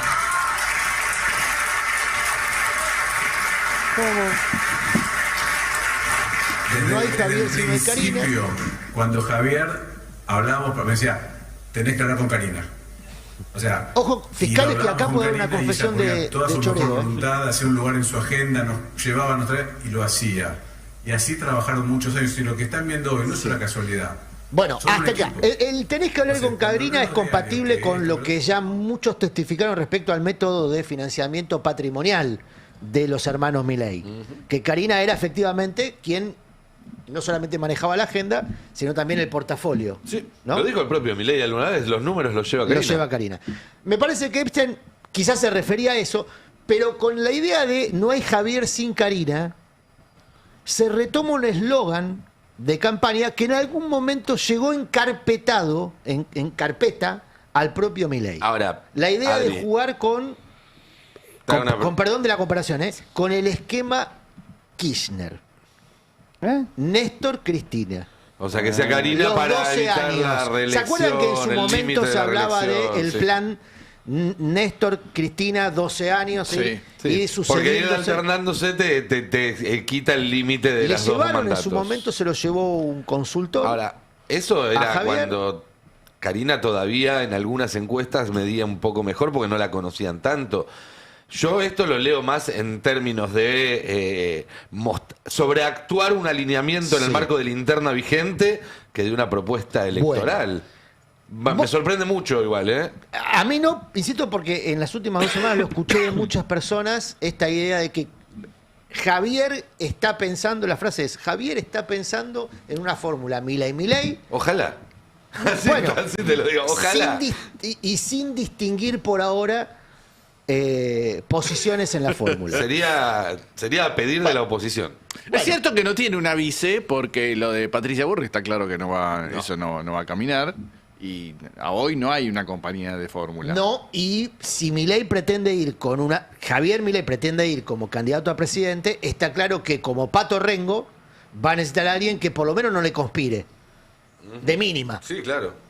Con que no le conspire ya lo ayuda. Difícil de conseguir igual, Va a porque en ser este muy momento le difícil. están conspirando incluso sus Claro, dirigentes más un cercanos. vicepresidente, mira Cobos, digamos, ¿no? Un vicepresidente en quien no podés confiar, no solamente te puede complicar el día a día de la gestión, sino que además es un conspirador Ahora desde estamos de el acuerdo día con Cobos que asume. igual. ¿Cómo? Que ahora está todo tan loco que estamos de acuerdo con Cobos. Y sí, claro. Yo no. Sí, ¿En ¿cómo qué? que no? La ley de etiquetado frontal. No estoy de Alianzas acuerdo con vos. circunstanciales, Murano, dale, una. Imagínate las hay etiquetas que- que hay hubiera que- tenido Cobo si hubiera estado aprobada esa ley en 2007. Más que allá- más allá ampliar, de que hay que haya- ampliar el- que haya una. impulsado una ley que... Exceso de lobby agrario. No, cierro con esto. La fórmula Milei es una fórmula que Milei tiene en la cabeza. ¿Y qué Milei? Javier. Karina no necesariamente. Ahora, mandas a hacer encuestas donde se mide su intención de voto. E incluso en algunas encuestas que no ordena el gobierno, que no instruye el gobierno, se la incluye a Karina. Ayer la encuesta Atlas Intel hace el famoso ranking de imagen diferencial positivo o negativo. Todas las figuras políticas tienen diferencial negativo. Sí. Todas. O sea, ninguna tiene más positivo que negativo. Miriam Bregman está casi empatada. Es para analizar el fenómeno Miriam Bregman. Ahí podemos ver, si querés, la imagen de los líderes políticos, porque está Karina y está la respuesta a lo que vos preguntás. ¿Tiene electorabilidad? Bueno, uno imaginaría, es la placa número 6. Ahí están. Bueno, fíjate que Bregman aparece con un punto porcentual de negatividad, está prácticamente empatado en su empatada en su imagen. 15 ¿Pero es puntos. conocida, Bregman? Esto da 100% Sí, de fue conocimiento. varias veces conocida. candidata a presidenta. Sí, tiene un alto fue varias nivel veces de candidata. conocimiento. Sí, sí. Igual imagen positiva no implica intención de voto. No. Claro, Pero vos decís. en este ranking hay dos datos que a Milei debería llamarle la atención. Que las figuras que están por encima son opositoras, si podemos poner el ranking de vuelta, aparece Bregman y Kicillof. Después aparece Patricia Bullrich, que se supone que de su mismo espacio, pero es una Sí. opositora interna. Y de nuevo, es un ranking de personas que tienen una negatividad muy alta.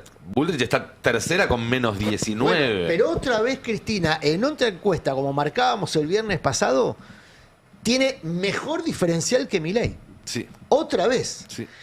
La figura más estigmatizada, atacada, perseguida de la política argentina, hoy tiene mejor diferencial de imagen, no es Sí. electoral, tiene mejor diferencial de imagen que Milei. Este es el dato que más preocupa a la Casa Rosada. Si seguís viendo esta línea de imágenes, el peronismo tiene prácticamente en soledad a Kicillof junto a Cristina, que uno imagina comparten votantes. Sí. Y si no, sería un problemón. Si Kicillof no comparte votantes con Cristina, No, en y términos ahí le da- electorales para Kicillof sería... Casi un iguales problemón. figuran los dos. Bueno, y Karina aparece bien abajo. Esto empieza a responder las posibilidades de que Karina encabece una fórmula. 16 a favor, 74 en contra. Y un diferencial negativo de 54. Ahí cabeza a cabeza con Victoria Villarroel, que es la actual vicepresidenta. Sí. Karina podría decir, bueno, mido lo mismo que la actual vicepresidenta.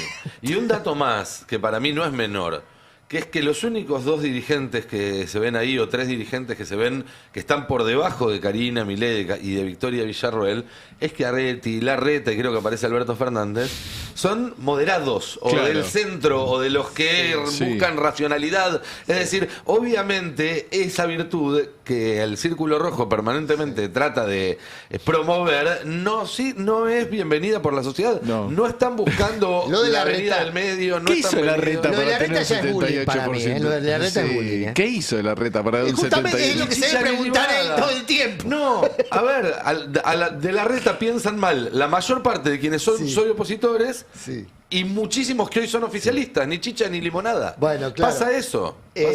Pero es cierto que para mí ya es bullying social el que le estamos haciendo a Larreta. Claro. Yo no lo incluiría más en las encuestas porque pobre le dan Pero estos él debe resultados. querer que se los incluya. No, en no, los sí, de encuestas, sí, porque está el claro. día que deje de aparecer en esas encuestas ya está. Está Él claro. le queda tomar cafecitos en distintos bares de la ciudad por el resto de sus tiempos, soñando Les dejo con... un último dato para que lo analicen ustedes que son analistas. Antes de eso, Bien. lo vi esta semana Larreta criticando que se habían hecho pocos kilómetros de subte. Sí. Un tipo que fue 8 años jefe de gabinete y 8 años jefe de gobierno de la ciudad.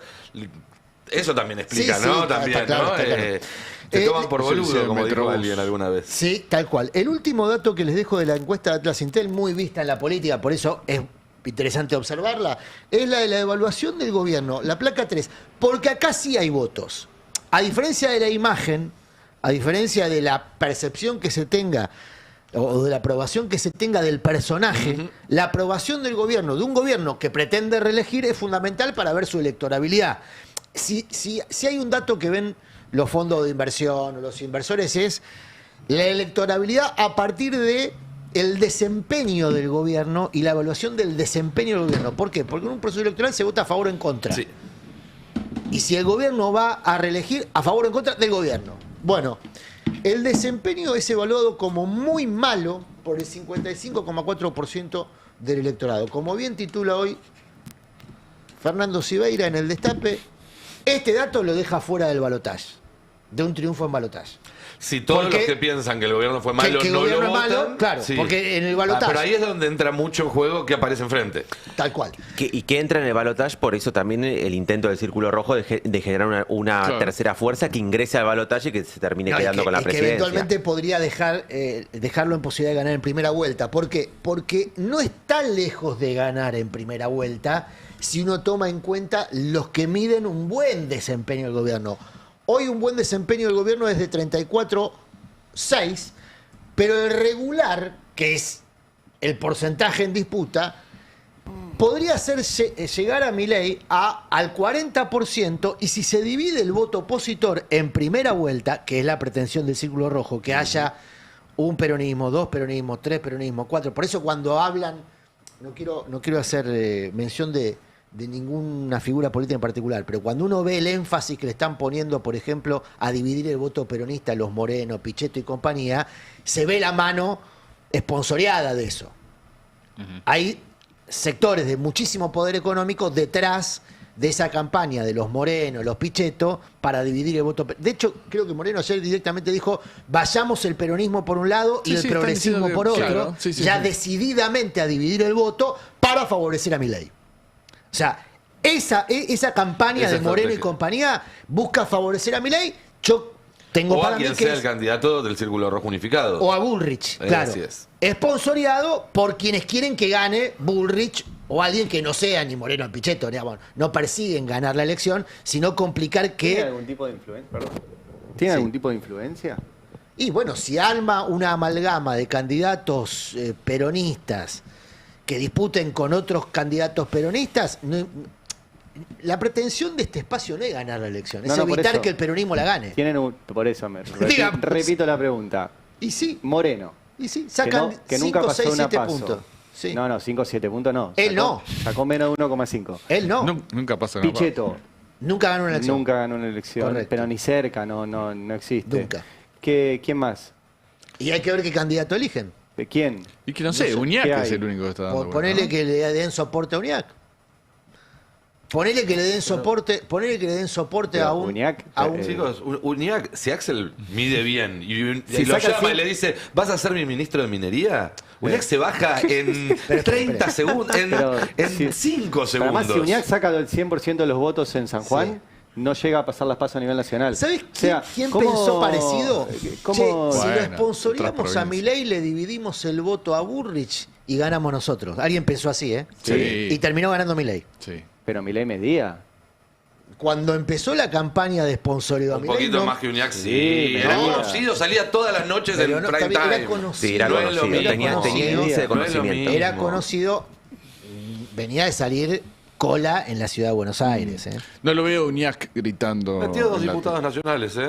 ¿Cuál es otra cosa? Metió más- Preguntale a cualquiera del FIT cuánto Sí, da por sí, meter 2 obvio diputados quiere sacar nacionales. dos. Sí, Metió sí, más el que- radicalismo quiere sacar Bueno, dos. radicalismo Sí, ni y hablar. Por eso digo, no me No. parece que Uñac pueda ser un Milei en estoy potencia. Metió diciendo más que yo digo Moreno, que de hecho. la pretensión de dividir el voto puede salir mal. Ah, ¿seguro? Lo vivió el peronismo en la elección Sí, sí. del 23. No, está bien, pero mi pregunta es, yo sé que existen estas personas, mi pregunta es qué posibilidad tienen, No lo sé. pero No, no lo viendo sé. un poquito la historia, o sea, tipos como Moreno, tipos como Pichetto, tipos como A no ver, sé quién veamos más está otra ahí. vez el ranking de No. imágenes. Hoy están tratando de hacer un acuerdo con gobernadores, ¿no? Este grupo político está tratando de hacer un acuerdo con gobernadores. En el revoleo están hablando con Yarlora, con Jalil, con Jaldo. En el revoleo puede aparecer un Schiaretti candidato. Bueno, Schiaretti Ahí mide... Está al fondo de la tabla. Está al fondo de la tabla, mide Es que menos que Larreta. Acá creo que hay algo que es común a los dos lados, si se quiere, al sector oficialista, círculo rojo derecha, y a la oposición. ¿Por qué no miden a Alberto? Que Qué es malos. que... No mide menos que Larreta, perdón, quiero ser justo. Sí, mide un poquitito más, mide pero un punto poquito más. más que A ver, Y tiene menos negativo. Es cruel, perdón, medirlo a Alberto. ¿Para qué lo miden? Es bullying también. Es como Larreta, le están haciendo bullying. Pues puede medir a Hay una Grabois. cuestión- no, pero hay una cuestión que me parece que es interesante para analizar, que es, hoy no sobran candidatos, ¿no? El Círculo Rojo, creo que si pudiera elegir, no iría ni con Milei ni con Bullrich, ¿no? Preferiría a alguien de otro perfil, un tipo más joven, les gustaría un ejecutivo, Schiaretti. un empresario. Schiaretti No, viene- yo viene le de ese gustaría sector, un Brito, un Galperín, le Bueno, gustaría naturalmente. ¿no? Tener un atendido por sus propios dueños. Bueno, el sponsor de Brito Y el- no es Monzó. Bueno, y una parte del peronismo también le gustaría tener otro candidato que no sea Kicillof. No encuentran, no hay oferta. Sí, No, lo dije hoy al revés. tenés El sponsor de Monzó no es Brito, y por lo tanto Monzó de no un está montón trabajando ese para sponsor. Brito. Es sponsor Pero de un vuelta, montón, ¿cuántos pero- votos No, saca yo Monzó? entiendo que pero el de nuevo, Sherpa el de punto es Brito que es Monzó. Pero, todavía hacen falta votos y hoy hay 2 o 3 personas con votos nada más que puedan llegar a presentarse. Está No bien. muchas más. Por eso los tiempos son importantes. Si los tiempos electorales son los institucionales, los que están establecidos hoy en el calendario institucional, queda mucho tiempo para hacer todo este proceso de decantación, de candidateable, figuras posibles o no. A mí me parece que el dato relevante es que hay 4, 5, 6 personas, llamarlo círculo rojo, y quizás despersonaliza y les sirve. Hay 4, 5, 6 personas con Roca y un par más a la cabeza, viendo cómo le encuentra eventualmente reemplazo a Milei, pensando en la continuidad del modelo. Claro. Sí, mantener el Lo rojo. que, lo que escribió La Nación en un editorial. Salvar al modelo de Milei. Y lo que le dijo Peter Thiel a Milei en la cara O cuando lo que lo le vio dijo en Peter Casa Thiel cuando dijo, Rosada che, esto también. sigue sin vos. Porque no es solamente Era- 3 o 4 personas de acá hoy en día, No, claro. sino que es una cuestión más general. Bueno, entonces está Porque bien lo que vos decís. esa Bullrich tensión- no es el plan A, pero era el plan A Hace unos años. hace 2 a 3 años, cuando la oferta era Massa, Bullrich, Milei. Y perdió, y Claro. quedó afuera del balotaje. Entonces, creo que aprendieron también de esa elección y están buscando un outsider. Pregunta Ari con razón. ¿Hay algún outsider que mida? Hoy no, ninguno. A Goebbels lo testearon, no mueve el perímetro. Brito, Por salvo los eso, hinchas de River, no sabe ni quién es. Bueno, Y no sé si todos los hinchas de River. No, pero lo que No. se Sería está interesante que se viendo. presente Galperín como quería Macri, ¿no? A mí me gustaría ver cuántos votos sacan. Nada. Ojo. No, lo que está Me gustaría. viendo, y lo decíamos en otras encuestas, es que hoy el antimileísmo es más que el antiperonismo. Entonces lo más probable es que si se presenta Milei efectivamente, lo escuchaba Juan Cogrel la otra vez diciendo esto, si efectivamente el candidato del oficialismo es Milei, es muy probable o perdería hoy el balotaje con cualquier el candidato. balotaje. El Puede balotaje, ganar en primera vuelta. claro, con cualquier candidato. Primera vuelta se gana con 40 puntos 10 de diferencia. Sí. Basta con que el segundo saque menos de 30 para... Y hoy todas las opciones opositoras individualmente están por debajo de 30. Sí, Kicillof también decís. Como fuerza política. Ahora, No él Zapata. como, claro, no él como figura, pero ahí ya estás midiendo imagen. Cuando medís electoralmente, medís fuerza política y las fuerzas políticas están por debajo de 30. ahora cualquier Divide con construcción... Cristina, por eso digo, hay una cosa rara ahí, que es que lo ponen a dividir a Kicillof con Cristina y uno supone que es el mismo voto. Hay una, lo que queda claro es que cualquier construcción protoperonista que sea ajena a la construcción mayoritaria va a robarle votos y lo que busca es eso. O sea, no necesariamente tiene que ser un alto volumen, pero con que ya le saquen 3, 4, 5 puntos, Se puede ya dar es un vuelta la daño que elección. es relevante. Los 3 puntos que le faltaron en primera vuelta al peronismo para ganar en 2023, Totalmente. digamos, ¿no? Eso los tenía Schiaretti, alguno quizás. Sí. Eh, Más una manipulación de los resultados. Eso se limpia con una interna. ¿Qué cosa? Bueno, Eso. eso es lo que falta saber, ¿no? O sea, ¿Qué el es lo interno que va a si hay hacer paso. Cristina respecto a las elecciones? ¿Si ella va a tener un candidato o no? Para tener un candidato tiene que haber un candidato. Insisto, vos vas hoy en día a la góndola y está vacía. Bueno. Está vacía, desabastecimiento, como hay hacían en el posibles. momento. Uno es Massa. Massa puede ser candidato. Y los que están con Massa te dicen que él está Siempre posicionado. está, siempre De él está. siempre está. Siempre Pero está. siempre está para que, de nuevo, es gente que si Kicillof sigue con su rumbo actual y mantiene la mayoría de la intención de voto y demás, va a preferir arreglar con Kicillof antes que enfrentarlo en una interna. Te lo estoy seguro que va a ser así, ¿eh? No, porque piensan en la política también en esos términos. ¿A qué le sirve más ir a una interna contra Kicillof que sabe que probablemente va a perder? Cuando puede sentarse y decirte apoyo y arreglamos otra cosa. Digo, no. Hoy Massa está en esa. Massa está en No sé esa. si hay tanta gente dispuesta a inmolarse con la cámpora como la cámpora cree que hay gente dispuesta a inmolarse por ellos. Hoy Massa está en esa lógica de río revuelto, ganancia de masa. Pasó en la provincia de Buenos Aires Se quedó con unas con la comisiones muy comisión de la interesantes reforma en el política, se la quedó Senado. Malena. Un poco el plan es ese, a río revuelto, ganancia de masa. Pero esa vocación por el acuerdo tiene un límite vertical, por lo menos hasta ahora, que es la posición de Cristina. La posición de Cristina es no concederle... Massa es fiel a Cristina por sus convicciones y sus No. principios. Digo que el límite vertical al acuerdo, al acuerdo que podría derivar incluso en una interna, que yo creo que la interna aparte potenciaría al candidato, Sí, sea sin duda. virtuosa en muchos aspectos. Pero ¿quién resuelve la interna? ¿Quién la habilita? Hoy la figura que habilita la interna es Cristina. Si Cristina decide ir a internas, habrá internas, y si ella decide por no ir a afuera, internas... va a haber un candidato por afuera, sí. sin Bueno, duda. entonces, nadie sabe a ciencia cierta si Cristina al final del camino, como vos sostenés, Nico, va a terminar acordando con Kicillof, porque el acuerdo con Kicillof involucra a la provincia de Buenos Aires, la candidatura a gobernador. Los bloques en el Senado y en la Cámara de Diputados que si Kicillof gana va a necesitar para gobernar. Por sin eso, duda, son sí. negociaciones complejas y al mismo tiempo que involucra a terceras personas, digamos, ¿no? Kicillof se puede sentar a negociar el candidato a gobernador de un acuerdo Cristina-Axel, pero no puede dejar afuera de esa mesa a los intendentes. No, sin duda. Entonces, Sin duda. y los intendentes tienen sus propias cuitas en esa discusión. Yo digo, es una discusión Se compleja. llama conducir. ¿Eh? Se llama conducir. Claro, bueno, es algo que está... Es el desafío. Eso es lo que está en discusión. Yo digo que el plan de Milei está claro ahora. Tratar de aspirar a una primera vuelta, ve que las encuestas lo están dando 5 o 6 puntos abajo. Si logra los 40 puntos y evita que su segundo supere los 30 puntos, él podría aspirar a ganar en primera vuelta. Los 45 parecen ya más lejos, que sería la forma de ganar en primera vuelta, sin depender de un segundo puesto más lejano. Los 45 quedan más lejos. Y el balotaje, que me parece que ese es el dato, por eso vuelvo a ponderar el muy buen título de Fer Silveira de hoy, que hace foco en ese dato. Se ríe. Hace foco en ese dato, que sí. es que no tiene balotaje.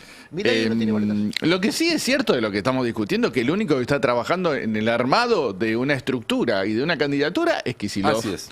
Que ayer hizo este lanzamiento del movimiento Derecho al Futuro Rama Salud, va sacando rama por rama, ya hizo ciencia, ya hizo educación, ya hizo mujer y ahora le tocó a salud, que es uno de los temas que está en discusión en la agenda a partir del desfinanciamiento de la salud pública, siempre mostrándose y diciéndolo aparte, somos el modelo contrario al que está poniendo en marcha Milei. Él descuida la salud, descuida a la gente que tiene problemas de salud, nosotros los atendemos y nos cuidamos de ellos. Si te parece, veamos el tape 1 de este. Hubo mucho fervor en este acto en La Plata. Había médicos, había personal de sanidad y también, bueno, había intendentes que llevaron a alguna gente ahí a La Plata. Lo miramos. En la provincia de Buenos Aires demostramos que aún en las peores condiciones en que se puede gobernar con un gobierno nacional que nos asfixia, seguimos cuidando a nuestro pueblo, seguimos abriendo centros de salud, seguimos ampliando la atención primaria, seguimos incorporando equipamiento, ampliamos el programa de medicamentos bonaerenses para acompañar a nuestro pueblo. No alcanza, no se puede, pero ahí está el esfuerzo de un pueblo y su gobierno que sabe cuáles son las prioridades que no se pueden abandonar. Bueno, tiró esto lo de jodete Milei, ¿no? Que me parece que busca hacer algo instalado ahí, que se instale en el lenguaje público. Milei te está diciendo jodete vos, que tenés un problema de salud, nosotros decimos jodete Milei. Me da un poco de gracia o de ternura cuando Kicillof trata de ponerse un poco más rudo, ¿no? Y decir alguna cosa así, y que siempre tiene como cierta pacatería, ¿no? Y es como, jodete, o la otra vez no me acuerdo qué había dicho, creo que había dicho mierda, pero siempre como pidiendo disculpitas. Como rápido, ¿no? Sí, sí. No como el otro que lo hace. Y está bien también, porque es una forma de endurecerse un poco, pero sin imitar ese estilo absolutamente desbocado. Como diciendo, bueno, a veces hay que usar una palabra fuerte, pero Sí. reconozcamos que es algo excepcional y que no puede ser la regla. Y también cuando se desacartona, viste que también es como que lo hace ayer que Es como saltó. Caputo cuando dice empatía. Que le cuesta, ¿viste? Pero sí, tartamudea. Caputo ayer dijo que... ¿Cómo era? Decían, claro, Empatía. que no tenemos empatía. Sí. Dicen que tenemos que mostrar empatía. Vos Dicen. mirá la formulación que hace, ¿no? No que seamos empáticos, no. Dicen que tenemos que mostrar empatía, ¿no? Pues todo el mundo sabe que no la tienen con nadie. Bueno, va a seguir, Axel, hoy está en Mar del Plata, que hay un congreso del trabajo organizado por Walter Correa y, bueno, las centrales sindicales, es uno de los temas del momento. Además, Mar del Plata tiene uno de los índices de desempleo más altos de la provincia. Y el sábado va a ser el lanzamiento de la rama juvenil. Ahí, bueno, algunos dicen la cámpora de Kicillof. La Cámpora dejó de ser una organización va a juvenil estar, hace muchos años. ya son todos grandes. No, va a pero estar tiene en militantes San Martín. Jóvenes, por ahí su conducción, pero es una organización juvenil.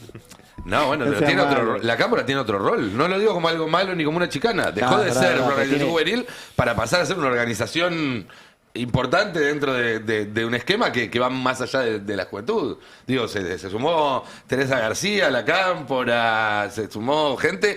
Con- A ver, no, no, Además, no. la juventud ya no es un valor en sí mismo tampoco. Y la sí, yo qué sé, que no. esa es otra discusión en Qué todo viejo caso. choto pero a lo que sos. voy es. Eso de viejo choto. Hace por lo menos 10 años que la Sos Cámpora joven no para cumple decir el eso, rol Alan. de organización de juventud. O no solamente cumple ese rol. Ya sé, pero digo, es una organización joven. Pasa de sus dirigentes que crecieron y no También. cambiaron de orga. También. Es uno de los sectores a disputar, ¿no? Con Sí. Milei, que es fuerte entre los más jóvenes. El lanzamiento de la juventud que va a ser en San Martín. ¿La juventud quisilofista? La juventud quisilofista. ¿Tiene ¿Vos sabés nombre? que está...? No, todavía no, creo. Ayelenka Topodis. Mira. Que es la hija de Es la Catopodis. hija de Gabriel Catopodis. Mirá. Es una de las dirigentes de la rama juvenil y va a estar porque es en San Martín, en la UNSAM. Van a lanzar este sábado. ¿De dónde es? Y después, bueno, tiene pendiente también... ¿Catopodis va a ser gobernador? bueno, es uno... Él quiere. Pregunto. Es uno de los 3 del sector de Kicillof que están claramente moviéndose en esa dirección. Catopodis todos los días visita está de recorrida. Cuando decís 3, decís él, Ferraresi y Alac. Exactamente. Está bien. Ferraresi, que ya, bueno, abrió una unidad básica esta semana que dice Ferraresi gobernador. Axel presidente. Y Alac, que hizo esta incorporación de dirigentes, que llamó mucho la atención, ¿no? Lipovetsky, ¿Lipovetsky que era del PRO? sí. Mira. Y el hijo de Urtubey, ¿De cuál? De los Urtubey. Son muchos los Urtubey. Urtubey, el dirigente El político, sobrino de de Salta, Urtubey, el hijo de Urtubey y el nieto de Urtubey. el ex gobernador de Salta. Son ex muchos. gobernador ¿Es de el hijo de Salta. Juan Manuel Urtubey? El hijo de- Sí. Los incorporó al gabinete en el municipio de La Plata. Ajá. Una idea de ampliar, no sé si es la... ¿Va a desdoblar para- la provincia? ¿Para dónde? Bueno, esa es otra de las discusiones. Ahora que entró Malena a la Comisión de Reforma Política. Ajá. Malena en el- Galmarini. En el Senado, claro, Se Malena va a negociar en Galmarini. un solo paquete, me parece, desdoblamiento y reelección de los intendentes. Ah. Y ahí hay que ver si se logra una alquimia en la que todos estén de acuerdo. Sí, y es Bueno, ningún sector por sí solo tiene los votos para hacerlo. A mí me dijeron que en la última reunión que hizo Kicillof con los intendentes del Movimiento de Hecho del Futuro no terminó de definir si iban a desdoblar o Porque no la iban a nacional, desdoblar, es porque con no lo tienen boleta, definido. la nacional es con boleta única de papel, por ende no hay arrastre. Claro, aunque sean concurrentes, son dos sistemas. Son dos es boletas exactamente la misma discusión que hubo el año pasado. O sea que el que supongamos que va a Kicillof de presidente no arrastra al candidato en la provincia, Exacto. en la misma boleta. Exacto. Y es más, Salvo que la provincia quiera adherirse a boleta única y cambiar el sistema de votación, y ahí sí. ¿Cómo? Si la provincia, no es un debate que esté, Ah, pero ok, la ok. única forma de que hubiera algo así que claro, vos- una boleta única en la provincia de Buenos Aires entonces también. vos ahí ok, vas ok, a ok. tachar si se En- aprueba la reforma electoral. Pero igual tenés que del- tachar la misma, tenés que tachar el candidato a gobernador, o sea, no arrastra de por sí en la misma boleta. Serían distintas boletas únicas en el mismo cuarto oscuro. El gobierno nacional quiere que la reforma de la boleta única, de la reforma electoral, incluya la lista completa. Un casillero que diga lista completa que hasta ahora no está.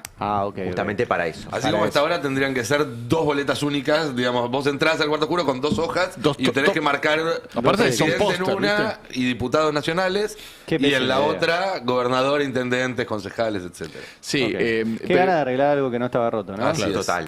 pero cualquiera que hablo ahí de la legislatura me dice, imagínate, no nos podemos poner de acuerdo para sesionar, para armar una comisión, para hacer una reforma política, Claro. Que cambie la fecha electoral, que cambie la boleta, que cambie la reelección de los intendentes, hoy parece ciencia ficción. Que no sé, pero bueno, en algún momento se tienen que sentar y arreglar eso, ¿no? Así que veremos. Pero en definitiva, la verdad que el único que está haciendo esto hoy es Kicillof, Se ¿no? debería llamar la Keynes, la haciendo juventud kicilofista. la Keynes. La Keynes, ¿cómo la ven? La John Maynard. Bueno, es algo ¿Te gustó, más peronista. ¿No? ¿Vos No qué te decís, gustó. Cande? La Ferrer. La Ferrer, claro, busquemos uno argentino. Aldo Ferrer. La Aldo Ferrer. La Aldo Ferrer me Porque gusta. si no queda como la Ferrer la Queda como la Ferrer, claro. localidad. La Aldo Ferrer no es mala, la Diamant. Ahí te gusta. Ahí te gustó. Estamos siendo Es muy muy de sutiles. nicho, pero- me es muy de parece. nicho, Sí, pero... hay que buscar Todo se un puede poco instalar, más. todo Creo se que puede no lo instalar. votan ni en Chacalermo, A la Diamant. No, en Oíme, la facultad de económica. Le ponemos la diamante y listo. la todos Diamante es muy sabemos, buena. Esa Mariela boludo. tiene más Ey. charme. Promovemos Y que bueno. se lo lea un poco al hombre que formó a tantos economistas heterodoxos. ¿No? Sí, no, está muy bien, está muy bien. Me le quedé gustó. pensando en una cosa con respecto a Kicillof y, A ver. y las ramas, ¿no? Lo que decía Silveira, las ramas. Bueno, Axel va profundizando este mecanismo de construcción, que es una forma de construcción territorial, ¿no? Cada una de esas ramas se supone que después va a militar, a fortalecer el movimiento de derecho al futuro. Funciona también como la vieja expresión ambulancia. Gente que empieza a ver la posibilidad de un armado que los contenga. Sí, sin duda. ¿no? Antes de que haya heridos. Sería, te digo, una novedad para el peronismo.